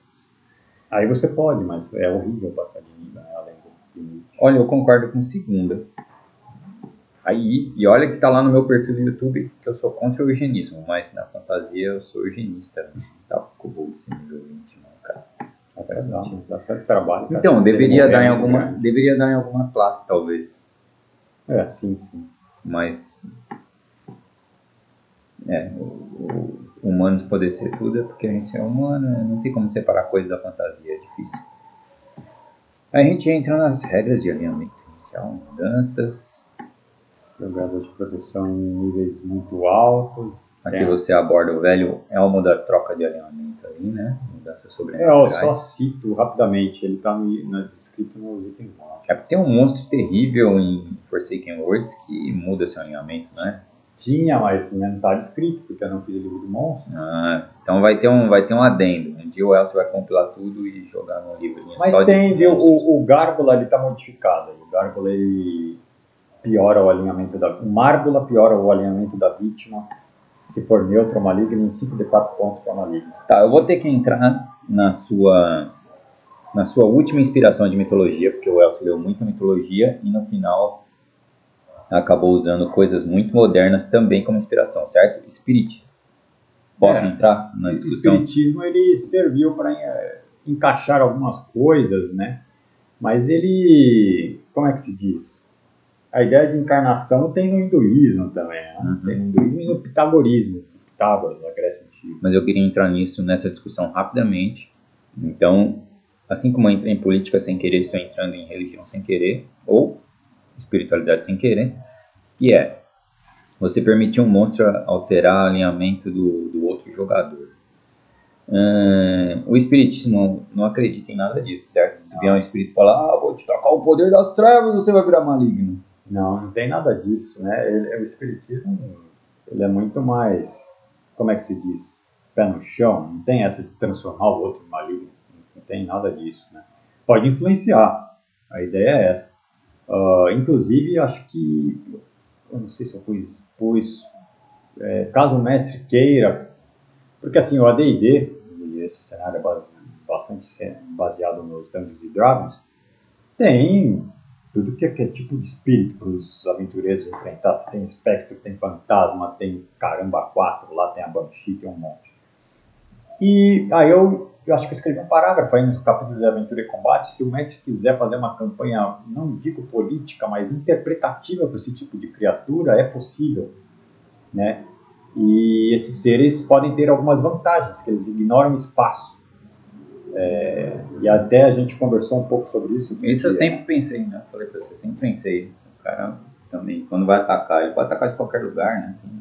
E aí, a ideia, é claro, se eu fosse abordar isso, seria um capítulo à parte, só um capítulo sobre isso, né? E aí é muita coisa, muito livro para escrever, não tem como. Então, fiz só num parágrafo, eu dei essa deixa, sabe? Falei, o mestre pode fazer, porque é por semelhança de alinhamento que o espírito vai acessar o cara, porém, os malignos devem ter algumas restrições, que a gente conversou outro dia, né? Eles geralmente são apegados a alguma coisa no mundo material, então eles não saem por aí entrando em qualquer lugar. E aí, isso que eu falo, detalhar isso, daria um capítulo à parte, um capítulo inteiro, no mínimo, eu não detalhei, eu só joguei no ar, assim, num parágrafo da Aventura e Combate.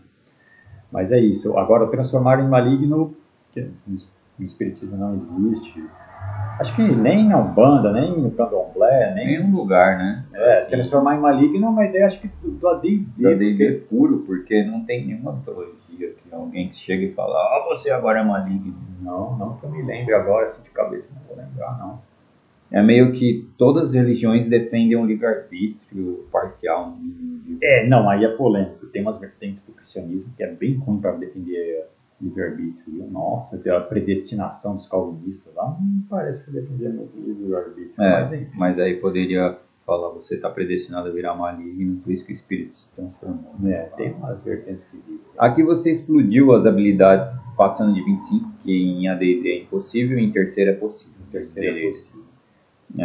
Dá uma aproximada da terceira, né? Mas não tem alta, vai até 40, não fiz nada além disso. Mas você não você fixou em 40? Não é fixo. Eu só mostrei até o 40. E assim segue. Então.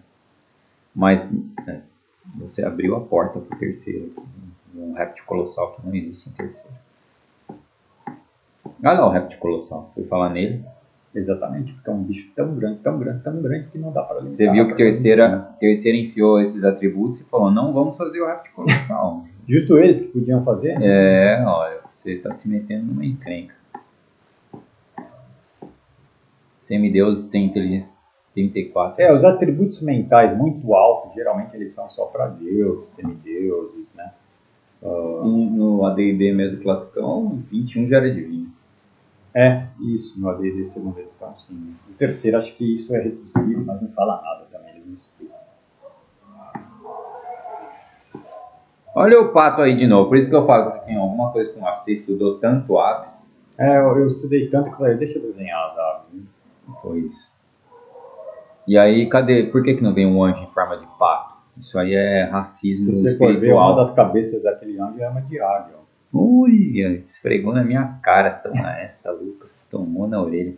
Mas eu vou continuar, porque eu tenho que vencer a discussão sempre. Por que a cara de águia não está na frente, está do lado? Você não sabe se é o triface que ele gira a cabeça. O multifaces do He-Man. Aí o que eu falei, as sugestões de atributos e DPs por tamanho de criatura e alguns exemplos. Muito bem. E você, que quer o seu monstro de tamanho orbital, compre esse livro. Isso, aí tem os tamanhos exagerados para além do colossal, né? Você sabe que a D&D existe? Você sabe onde? Não sei. Spelljammer. The Star Beast. Faz sentido.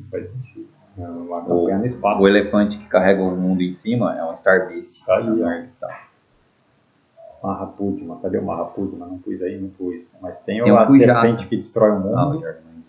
E o Chupa, que é a tartaruga que carrega esse elefante. É o Chupa. É o Chupa. Do mito hindu, acho que é algum mito hindu. Muito bem. Se eu me lembro direito. Habilidades de ladino sempre. Porque não interessa o mundo, você sempre pode roubar alguém.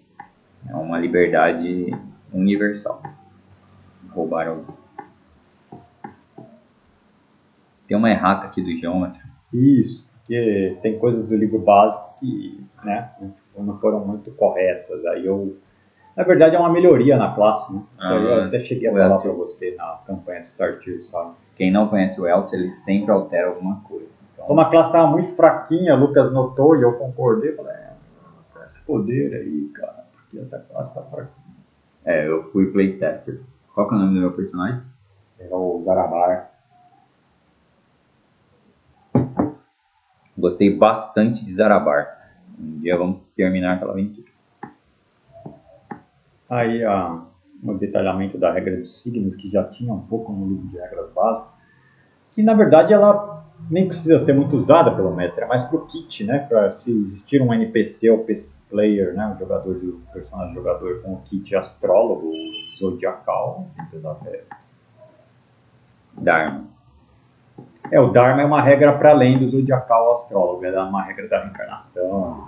Tem no Legends of Lore, né? Isso, baseado no Legends of Lore. Eu adicionei o Dharma e o Karma, né? Porque lá só tinha Karma, né? Acho que só o Karma, eu pus o Dharma. Não, tinha assim, se você acendesse com o personagem, o seu próprio personagem começava com o atributo 8, alguma coisa assim. Não sei se faz sentido, mas enfim, que lá tinha. Artes marciais você adicionou porque tinha todas lá, né? Isso aqui são todas novas ou tem do básico ainda? Tem as baseadas na segunda edição, né, do Ninjas, acho que Ninjas Handbook, mas tem umas novas, né, no meio. Tem muita inspiração de GURPS, artes marciais ou nada? Também tem. Muita arte marcial, ganhou do AD&D. Tá vendo? A vida é assim, você vai morrendo, vai ficando para trás na história, você vai sendo superado e não tem que ficar triste por isso, tem que ficar feliz. Falar, alguém continuou meu trabalho. Eu também coloquei muita coisa que está em papel no Dark Realms, não vou conseguir. Os talentos novos. Digitar tão cedo que eu tô lembrando. Dark Realms foi o que mais escrevi. Você escreveu um monte de coisa. Com a letra que todo mundo fala. Que era meia linha de caderno. Meia linha de caderno. O pessoal ficava revoltado. Eu escrevi um pouco das sociedades, das raças básicas, dos elfos, anões, gnomos. Porque eles têm as habilidades raciais e porque eles são evoluídos eticamente, porque eles têm o alinhamento good como base, né? O gnomo anão, halfling, elfo, undine. E aí eu pus uma raça maligna para comparar como eles são mais toscos. Então é tipo o pessoal que só está atrasado na evolução universal. Eu faço essa relação legal aí, é meio baseada na filosofia, né, de Platão, que não separa a ética da racionalidade, da construção do conhecimento. Né? Eu acho que os bons sentimentos com os pensamentos são todos elementos mentais psíquicos, não tem como você separar eles totalmente. Você lembra aquela discussão que a gente teve sobre genes e se existe espírito e tal, e a gente encarna, a gente ficaria aprisionado por um pacote de genes e você teria que atuar o melhor possível com seu espírito dentro de um pacote de genes? Encaixaria bem com o Goblinoid. É um desafio maior, né? O Goblinoid, ele nasce numa sociedade muito tosca, enfim. Você começa apanhando o pessoal transando polêmico, na sua frente. Isso aí é polêmico, né? A D&D deixa implícito que os goblins transam na frente uns dos outros. Você sabe que isso aí entra em toda a polêmica de diferença de etnias. Isso aí deve ter existido em vários níveis na história da humanidade. Não de goblin, mas assim, como é que você pega a história do colonialismo, né? De ingleses acusar certos povos africanos de tal coisa, que na verdade era uma desculpa para eles explorarem, mas ele via alguma coisa errada na sociedade de um país X da África, hein?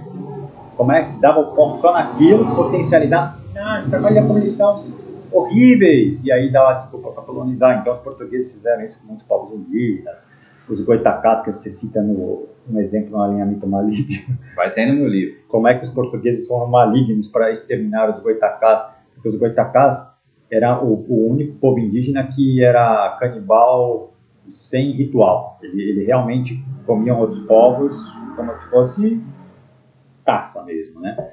E eles eram muito fortes, muito ágeis, os portugueses tinham muita dificuldade de lidar com eles. E assim, mano, por mais selvagem ou estranho que fosse os goitacás, né? Deve ser muito desagradável você ver um homem comendo outro ser humano. Cara, nada justifica o jeito que os portugueses exterminaram os caras, acho que envenenando ou com Não doença. conta mais, porque compra meu livro quando ele sair.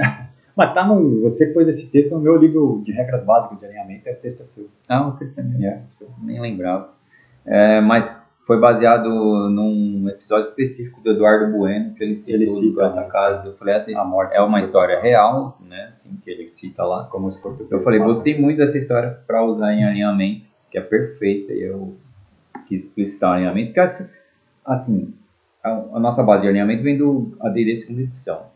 Eu até gostei do texto de alinhamento segunda edição, mas eu achei que eu podia melhorar, e eu acho que, sem querer ser... Alinhamento é um tema que dá muito pano pra manga, dá pra você escrever muito. Assim, é claro que eu vou achar, porque eu escrevi conforme o que eu penso. Sempre tem um viés, uma opinião. E aí eu achei que eu consegui melhorar o texto de AD&D segunda edição naquele texto, né? Enfim, pode ser que você discorde.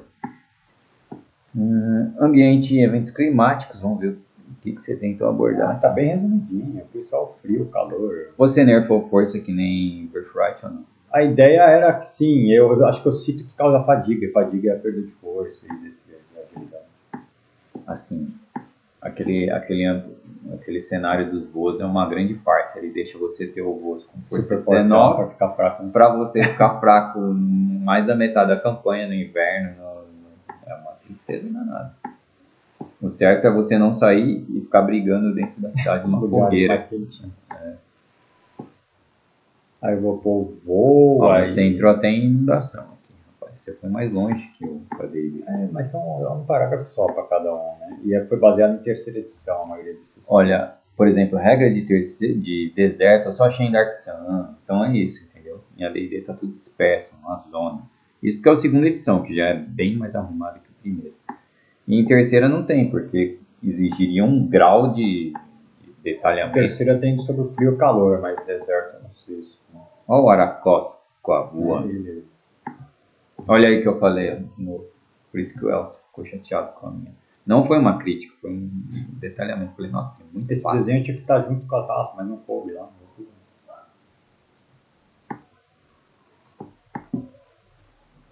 Aí tem as condições, né, os status que os personagens ficam, ou as criaturas. Que é um negócio que a D&D nunca tratou direito, só a terceira. Terceira padrão.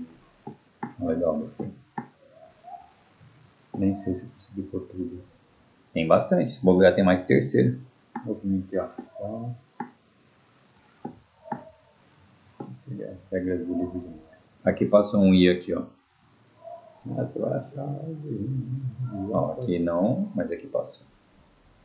Jogada em massa seria combate grupal. Seria... como não tem a regra de combate de exército, tem a de escaramuças, pelo menos.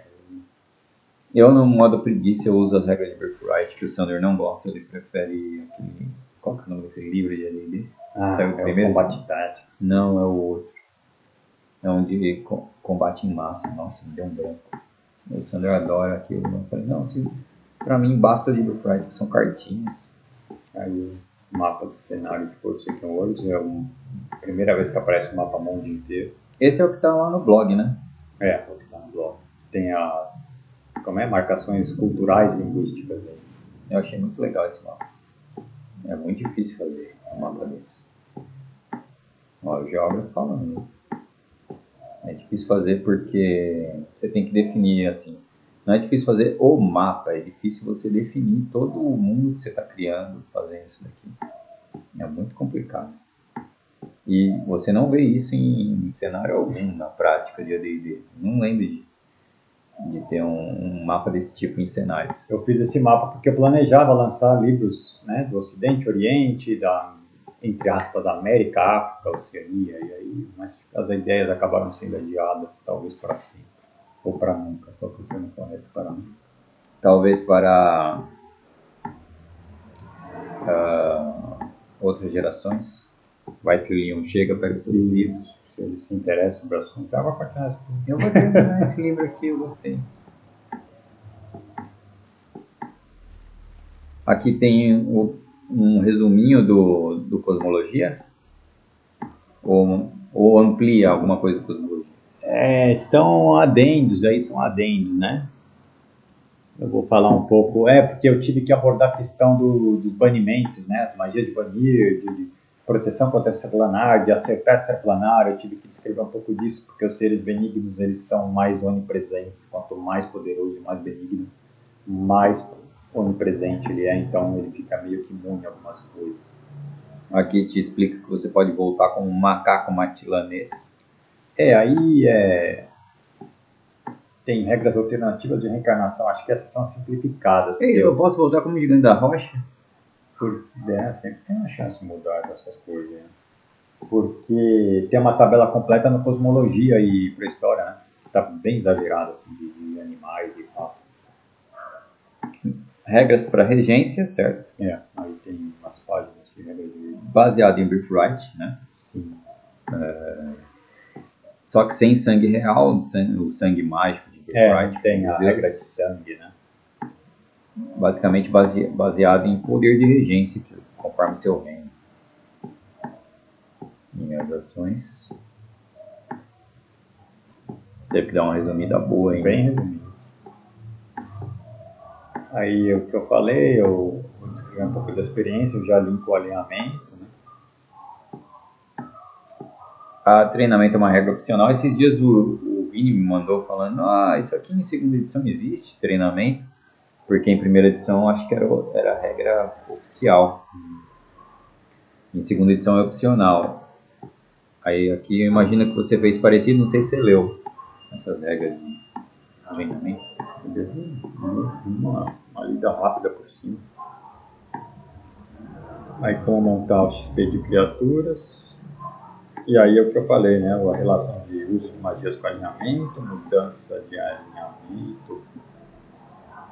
Que ideia de desenho você teve aqui? Então, essa ideia foi peculiar, porque aí foi o seguinte, eu tinha os desenhos prontos, e eu falei assim, bom, eu quero aqui que o Troll esteja atacando aquelas classes inúteis, os nobres, então pus duas princesas, um Troll das cavernas atrás, e o Pix estaria acertando uma flecha do sono no Troll para ele cair duro, e não acertar as princesas. E as moças postando foto do Instagram. Parece que elas estão posando aí, talvez com o pintor, e o pintor está terrificado e paralisado de mim. Enquanto o pintor larga o pincel, elas estão pensando, nossa, eu sou linda mesmo.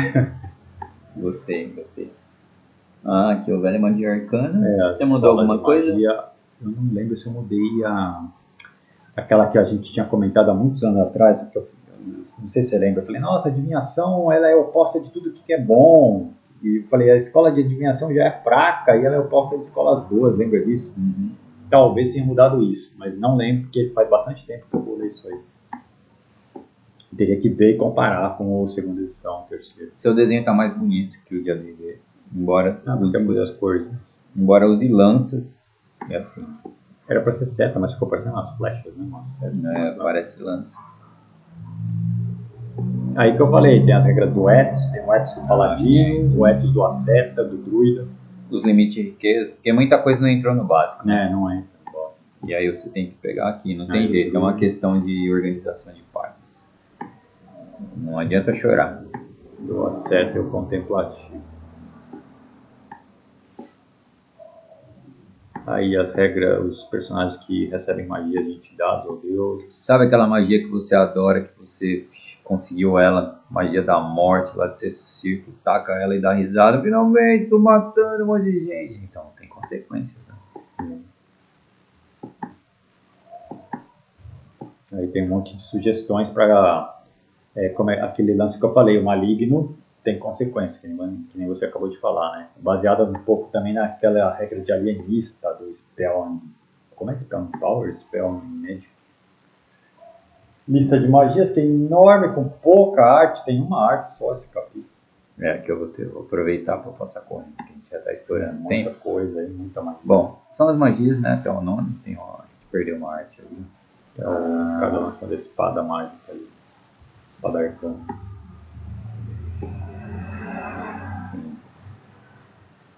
É legal. Ficou legal essa espada. Ela fazia dano à beça. É razoável. Espada de energia. Aqui os poderes psionicos, né? Isso, vai ter uma arte só também, a sua. Eu não posso deixar minha arte passar, né, cara? Aqui. A IA modificou, né? Ele tinha uma barbichinha esquisita que a IA acho que não entendeu. Ele não entendeu. Era uma barbichinha meio Gitzerai, que ela não entendeu e cortou. Mas ela manteve meu traço. Tinha as orelhas saindo do capuz. Que não era um capuz, era careca. Ele era careca. Ele era careca. Assim, cabelinho do lado. Ela enfiou um capuz e aí... Enfim. Mas... e ela também... A espada sua era de cristal. A minha espada era de cristal. É o que eu falei. A IA tem umas restrições, né? Você tem que estar ciente desse risco.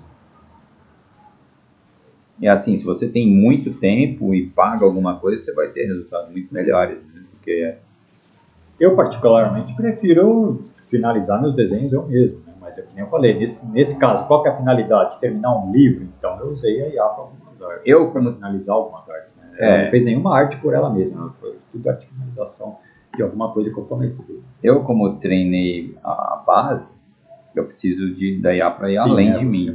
Fico parado na base, né? Um traço sem volumetria, sem... Aí tem as criaturas, então eu tentei usar menos IA aí, mas vai ter um pouco de IA. Esse aí é totalmente meu, eu fiz acho que tudo no computador, esse desenho. Esse é puro sem IA. Você devia botar um carimbinho assim, sem IA. A ideia de um anjo bem poderoso, então se você pegar a ficha dele, não dá nem para vencer essa criatura aí. 40 de 10 mais 240, spoiler. 40 de 10 nem o Solar tem na segunda edição, né? A ideia que eu te falei, de ele ser um ser transcendente, cada vez mais onipresente, né? Então é um anjo muito poderoso. Tá, aqui é um mini livro dos monstros, certo? Isso. Aranha, ficou legal. Aí tem um monstro bem básico, né? Para os heróis enfrentar, aranha. Olha que o Bullywug, toda vez que o Leon vê esse desenho ou do livro dos monstros, ele fala quebrou. Porque ele quebrou a miniatura que o Leon pintou do Bullywug. Eu joguei isso na cara dele, ele guardou na memória. O problema do Elcio com os pássaros. Tem um homem avestruz, na verdade não é um avestruz da Austrália, né? É um casovar. Inclusive nosso colega Guilherme, ou Guilherminho, estava jogando um jogo que ele me mostrou que tinha uns casovar correndo. Eu falei, mano, isso é um bicho australiano, cara. Ele falou, Nem eu. É um avestruz azul de crista. Ia ser raça de jogador? Ia ser uma raça de NPC. Não, os gigantes com urso polar ficou legal, pra dar escala. Pra dar escala. Eu acho legal botar um bagulho pra dar escala. O TD faz isso, Tony de Terlis faz isso no Ciclope, né? Com os anãozinhos pendurados, mortos. Eu achei bem pequenininho aqueles anão, né? Ele também perde a mão, mas eu acho legal dar uma escala. Senão fica só um desenho, né? Não dá parâmetro, né? Ali o incrível fungo, que também não tem parâmetro, podia pôr um personagem do lado dentro. Mas é um fungo, não se importa com fungo. Aí o desenho do Clean Art finalizado por mim e pela IA. Aí, que está mais poderosa em Forsaken Worlds, spoiler. Esse aqui é um dragão mesmo? Ele é um Linorme. Linorme é os dragão ou Linorme? Dragões nórdicos lá, né? É meio do espaço. Assim. O velho Juggernaut, é isso? Um Juggernaut, um golem mal interpretado pelos ocidentais. Da Índia, né? Aí o terrível Lodo Negro, desagradável. Sempre. É a Bárbara lá ou é uma genérica? A heroína de Forsaken Worlds. A Barialien. É a Barialien. Que a gente não conheceu no jogo. Acho que não. Clássico da mitologia Medusa. Clássico. O Gárgula que eu falei, eu transformei num modelo. Ele são seres transformados pelos Marvel. Ficou legal, porque deixou bem claro, né? Que vai ter um sendo transformado. Esse daqui eu lembro do Alaps, aqui foi a que terminou. Eu falei, vamos experimentar. Eu tinha um desenho Alaps colorido, né? O Alaps já estava legal, o Alaps, só que realmente ela deu A caneta colorida pelo lápis aquarela seca. Deixa a versão IA nisso aí. O Oni. Que é um ogro tal, ogro mago. Esse aqui eu acompanhei bem a evolução. Eu achei que ficou legal esse misto de lápis com Exato, né? Eu não gostei totalmente do resultado da IA, então eu resetei aí as asas porque eu fiz, né? Com o efeito de luz. Esse aqui é baseado no Quagote, né? Deve ter direito autoral. Aí eu mudei o nome, mas mudei um pouco da aparência. O seu desenho está melhor do que a maioria dos desenhos do Quagote segundo, que não são muito bons. Mesmo o Jeff Easley, ele desenha aquela aventura que eu mostrei. E lá você vê que ele faz bem as pressas da arte. Aquela aventura de Forgotten, a primeira, traduzida pelo Abril. A arte dele é bem às pressas. Esse aqui é o Velho Rocanos. O Lucas me pediu. Que ficou bem legal, mas eu ainda gosto do originalzão, que tinha aquele meio que um capacete, assim, turbante de pedra. Eu achava ele bem legal. Um dia o Elcio vai postar em algum lugar. Ficou legal esse aqui também. Parece um elemental de grafite. Ó, eu mudei o nome também para evitar Isso aqui autorais. Eu precisava dele porque eu cito ele no meu livro, o Elcio colocou, então só preciso copiar e colar. O troglodita, esse aqui você mudou o nome, né? Ficou o quê? Umbra encouraçada ou outro nome ali, ó, Umbra Casca. Umbra Casca. Minerador. Aqui, Nereida. São os meio elementais, né? Salamander modificado. Por que ela tá segurando uma roupa? Ah, a roupa meio caindo, né? Aí o desenho do Lucas, do Bull. Esse é o meu desenho que a IA foi e enfiou um capuz também, né? De novo, a IA gosta de enfiar capuz nos meus desenhos. Ele era o meu personagem bulto, monge de terceira. Capuz combina com esse bicho. Que todo mundo falou, que bizarrice é essa, Lucas? Porque cada soco um nível negativo. Terceira deixava. Foi uma ideia boa. Fala aí, que eu não sou um bom gerador de Na verdade, talvez segunda. Em segunda, assim, eu falei que eu nerfei, né? No meu jogo precisa arrancar sangue. Então, dar soco não adianta nada. Mas em terceira, deixaram, ele podia. Esse aqui é o velho lobo das steppes. É o Warg invernal. Ele é mais um Warg do que um lobo, porque ele é um monstrengo com inteligência e tal. Eu gostei mais do seu nome mesmo. E do seu desenho até, porque aquele desenho do segundo edição tá muito lobo, E aí o Zilante, que é um pouco baseado no Golden Axe, mas ele é mais da mitologia eslávica lá do Oriente da Europa. E é interessante sempre deixar disponível algum bicho que possa virar montaria para o jogador. Eu acho que é uma possibilidade. Né? E aí o capítulo mais gigante do livro.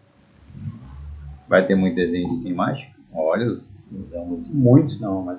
O Plínio não vai te xingar de novo de deixar desenho branco e preto? Não sei, ele xingou. Não lembro se você falou que o Plínio reclamou do desenho. Mas estava muito... Nossa, ele estava muito rascunhão mesmo. Esse aí também rascunhão, não sei se... Mas esse daqui você podia ter mandado a IA terminar ele e pintar só. Pinta aí só. Ia ser fácil. Mas eu gostei do preto e branco, eu deixei. O terceira edição usa muito no equipamento. Só que ele não põe em moldura, né? Nossa, é muito item mágico, velho. Você é maluco, cara. Você é maluco. Não tenho coragem de fazer isso, não. Mas é isso aí, gente. Olha aí. Tem mágico escrito. Aí tem os cajados e bastões, não sei se você já passou. E, assim, você chutaria aí que... Qual a porcentagem de recalchutados de AD&D de terceira e qual a porcentagem de itens novos? A maioria é segunda edição, baseada na AD&D segunda edição. Mais de 80%. Aí vai ter alguns poucos, menos de 10%, baseado em livros alternativos do segunda edição. Os cajados, bastões. Aqui ficou legal, coloridinho. E aí tem os inventados. Inclusive aqui tem o cetro da Orbe, que é um NPC que os caras odiavam, o Tuzer. O Tuzer tinha esse item que era inventado. Esse cajado da Yggdrasil também inventado. O dragão também. O mestre do Púrpura tinha um desses. A varinha do fogo é clássica. Esses são os clássicos. A varinha do fogo, da eletricidade, do gelo e o cajado da serpente. E o desenho dela só tem em First Quest, não tem no dele dessa daí. A segunda edição tinha pouco desenho, tem mais. A terceira fez um pouco mais. Aí vai ter os elmos e chapéus que eu desenhei. Muito item, cara. Você... aqui você coloriu, pá. Chapéus arcanos. que é aquele do Harry Potter, que você coloca na O cabeça. mago clássico do Merlin, do Gandalf, sei lá. Você sabe de que escola você pertence? Você assistiu a Harry Potter?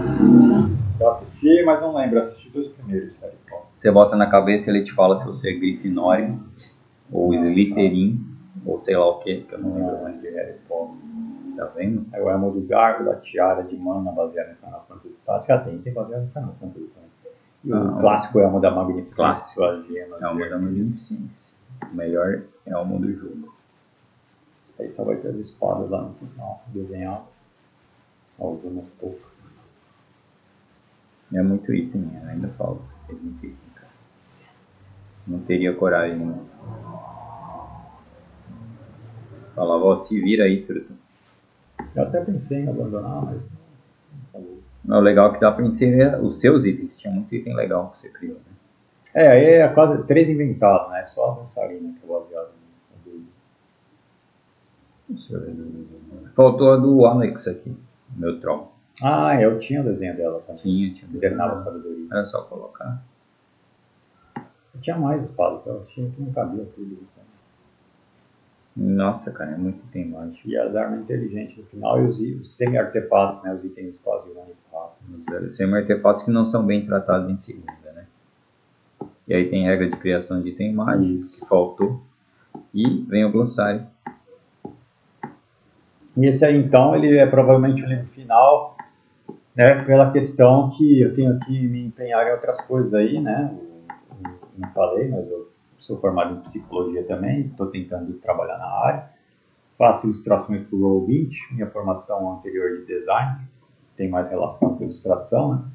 E esses livros é um trabalho quase praticamente todo extra, né? Não vende, dificilmente vende um ou outro. Aí, mas tem a ver aí com, tem um pouquinho a ver com o Roll20, inclusive alguns dos livros eu pus para vender uma versão no Roll20, né? Mas esse aí acho que eu não vou pôr não, cara, esse livro aí, nossa, para pôr no Roll20 tem que pôr aventura. Eu até tem a Star Tour Saga, mas eu não fiquei em dúvida em como pôr a Star Tour Saga para vender no Roll20, né? Não sei se vou pôr. Porque não está pronta a aventura, que eu mostrei para vocês. Eu fiz as 2 primeiras partes e queria mais 2 no mínimo. E o Roll20 não vale muito a pena, porque vende mais Tolkien mesmo, Exato, né? Os autores independentes que nem eu vendem mais Tolkien. São desenhos avulsos, assim, de monstros, de criaturas, às vezes de uns mapinhas, né? Mas campanha, aventura e livro, nossa, a gente não tem chance nenhuma. Os autores alternativos aí. Porque é a mentalidade do pessoal, né? Ah, eu tô jogando Dungeons and Dragons, Sim, olha só esse daqui. Que é o famoso, E, mainstream. tipo, não tem como competir com uma empresa que paga uns artistas absurdos fazer aquelas capas lá. E tem equipes inteiras. Equipes inteiras. E já tem a marca. Tem marca, tem o marketing histórico, renome, marketing, mínimo, acho. E até tem uns bagulho que eles colocam o nome do que indie, né? Isso, eles chamam de campanhas indie, produtos indie, né? Que são os alternativos a gente aí. E não me atrai nem um pouco, pra ser sincero. Eu sou um indie lá. Mas o indie, os caras usam aqueles desenhos 8-bit. Entendi. Né? Não sei se é só para isso, mas eu acho que eles usam um termo geral. Me parece uma desculpa pra fazer coisa feia, assim. Pode ter isso também, né? Sei lá. Chatice minha, chato pra caramba. Mas é isso, quer alguma coisa, encerrar com alguma coisa sobre o livro? Primeiro, comprem o livro. Tá na Amazon, o autor é o Strombini. Você tem que pôr o link aí depois. E vamos falar sério aqui com o Elcio aqui, ó. Se você não tem dinheiro e fala, cara, eu tô interessado no seu jogo, me manda seu PDF, você manda, não manda? Posso fazer esse favor aí? Mandei. Eu forcei ele no vídeo, você viu? Ficou todo um ambiente assim, aí ele pensou, e agora, o que eu vou responder? Posso fazer esse favor, se eu ver seu e-mail, se eu tiver bonzinho no dia... Eu vou deixar o e-mail no... se eu tiver bonzinho no dia. Você não mudou de alinhamento? Manda o link aí, põe o link pra galera comprar, pra me ajudar também. Se você for pobre, me convencer que você é necessitado, eu te mando. Porque precisa ajudar ele, tá sem grana. Porque eu sou mais pobre que a maioria dos pobres. E o que mais? Tem minha página de ilustrações no Instagram, que é Lupus Dubai. O que mais que tem? E a página do Roll20, é claro. O autor é o Strombini, tá lá no site do Roll20. Você procura lá no antigo Marketplace, que mudou o nome para Shop. Tem versão até em português agora do Roll20, acho que está como loja. Se você jogar na barra de busca, o nome do autor é o Strombini, vai aparecer meus produtos lá. E aí eu vou deixar todos esses links assim que eu tiver algum tempo. Ok, Certo? isso aí. Mandar um abraço aqui primeiro pro Vini, que com certeza vai assistir esse vídeo. Vinícius me inspirou a fazer algumas das regras do jogo, apesar da gente ter umas discórdias. Um dos elementos essenciais ele concordou comigo, a importância do alinhamento benigno dos personagens, Tá vendo? como eu até transformo isso em evolução. Os personagens não evoluem só com esse XP, com pontos de experiência, eles evoluem com pontos de alinhamento. Por isso que o personagem benigno nesse livro, por exemplo, o teste de resistência, qual que é o nome? Jogada de proteção de espírito. Jogada de proteção de espírito recebe bônus conforme você tem mais pontos em alinhamento benigno. E assim, você que gosta de ser maligno mesmo, tem um diferencial nessa campanha. Você faz um cara que é mais difícil ainda. Aí, ó, tem mais desafio agora. Agora não é moleza, não. Você faz um. Antes era uma molezinha. Não vai ser moleza, não. Você fala, não, eu quero. Eu contra todos. E faz o personagem. E aí tem esse, né, inspirações suas, acho que tem mais arte Plínio também, né? Enfim, é isso aí. Muitos player tests, agradeço a todos eles. Essa cambada aí que o Lucas cita, tem vários vídeos. Tá aqui, ó. Já tá na tela. Tá aí na tela, ó, os jogadores. Muitos deles são da panelinha aí. A Mari, quantas vezes a Mari jogou? Acho que ela jogou 2 ou 3 sessões, cara. Daniel Rodrigues é o gordo. Daniel é o Daniel Menino do Doce, do Startier Saga aí, do Maurão. O Daniel, gente boa pra Ele caramba. apareceu nesse livro aí, porque é só no último. Olha, assim, me impressionou o cara que começou a jogar. Se ele começou do nada, ele jogou muito bem pra alguém. Ele se esforçou em interpretar o personagem, bacana. Rodrigo Matos é o gordo. É o gordo. Me inspirou aí por ser que um gordo no começo. Quem mais tá ali, ó, que eu não conheço? Eu conheço todo mundo. O resto eu conheço todo mundo. Faltou aí quem mais aí? Tinha o Rogério Chagas, Rogério. gordo, não sei se eu pus ele aí, acho que eu pus em outro livro, viu? Põe em outro, Thiago Lira, a galera da escola de ensino médio. Mas aí tá a galera do pós-ensino médio, né? Que é a galera da lojinha do RPG que o Lucas conhece, cita aí alguns vídeos. Isso aí. Então é isso aí, um abraço. Passou de horas isso aqui. Quase 2, igual do Plínio, velho. A Márcia já vai. Falou, gente. Chorando aqui, tá bom.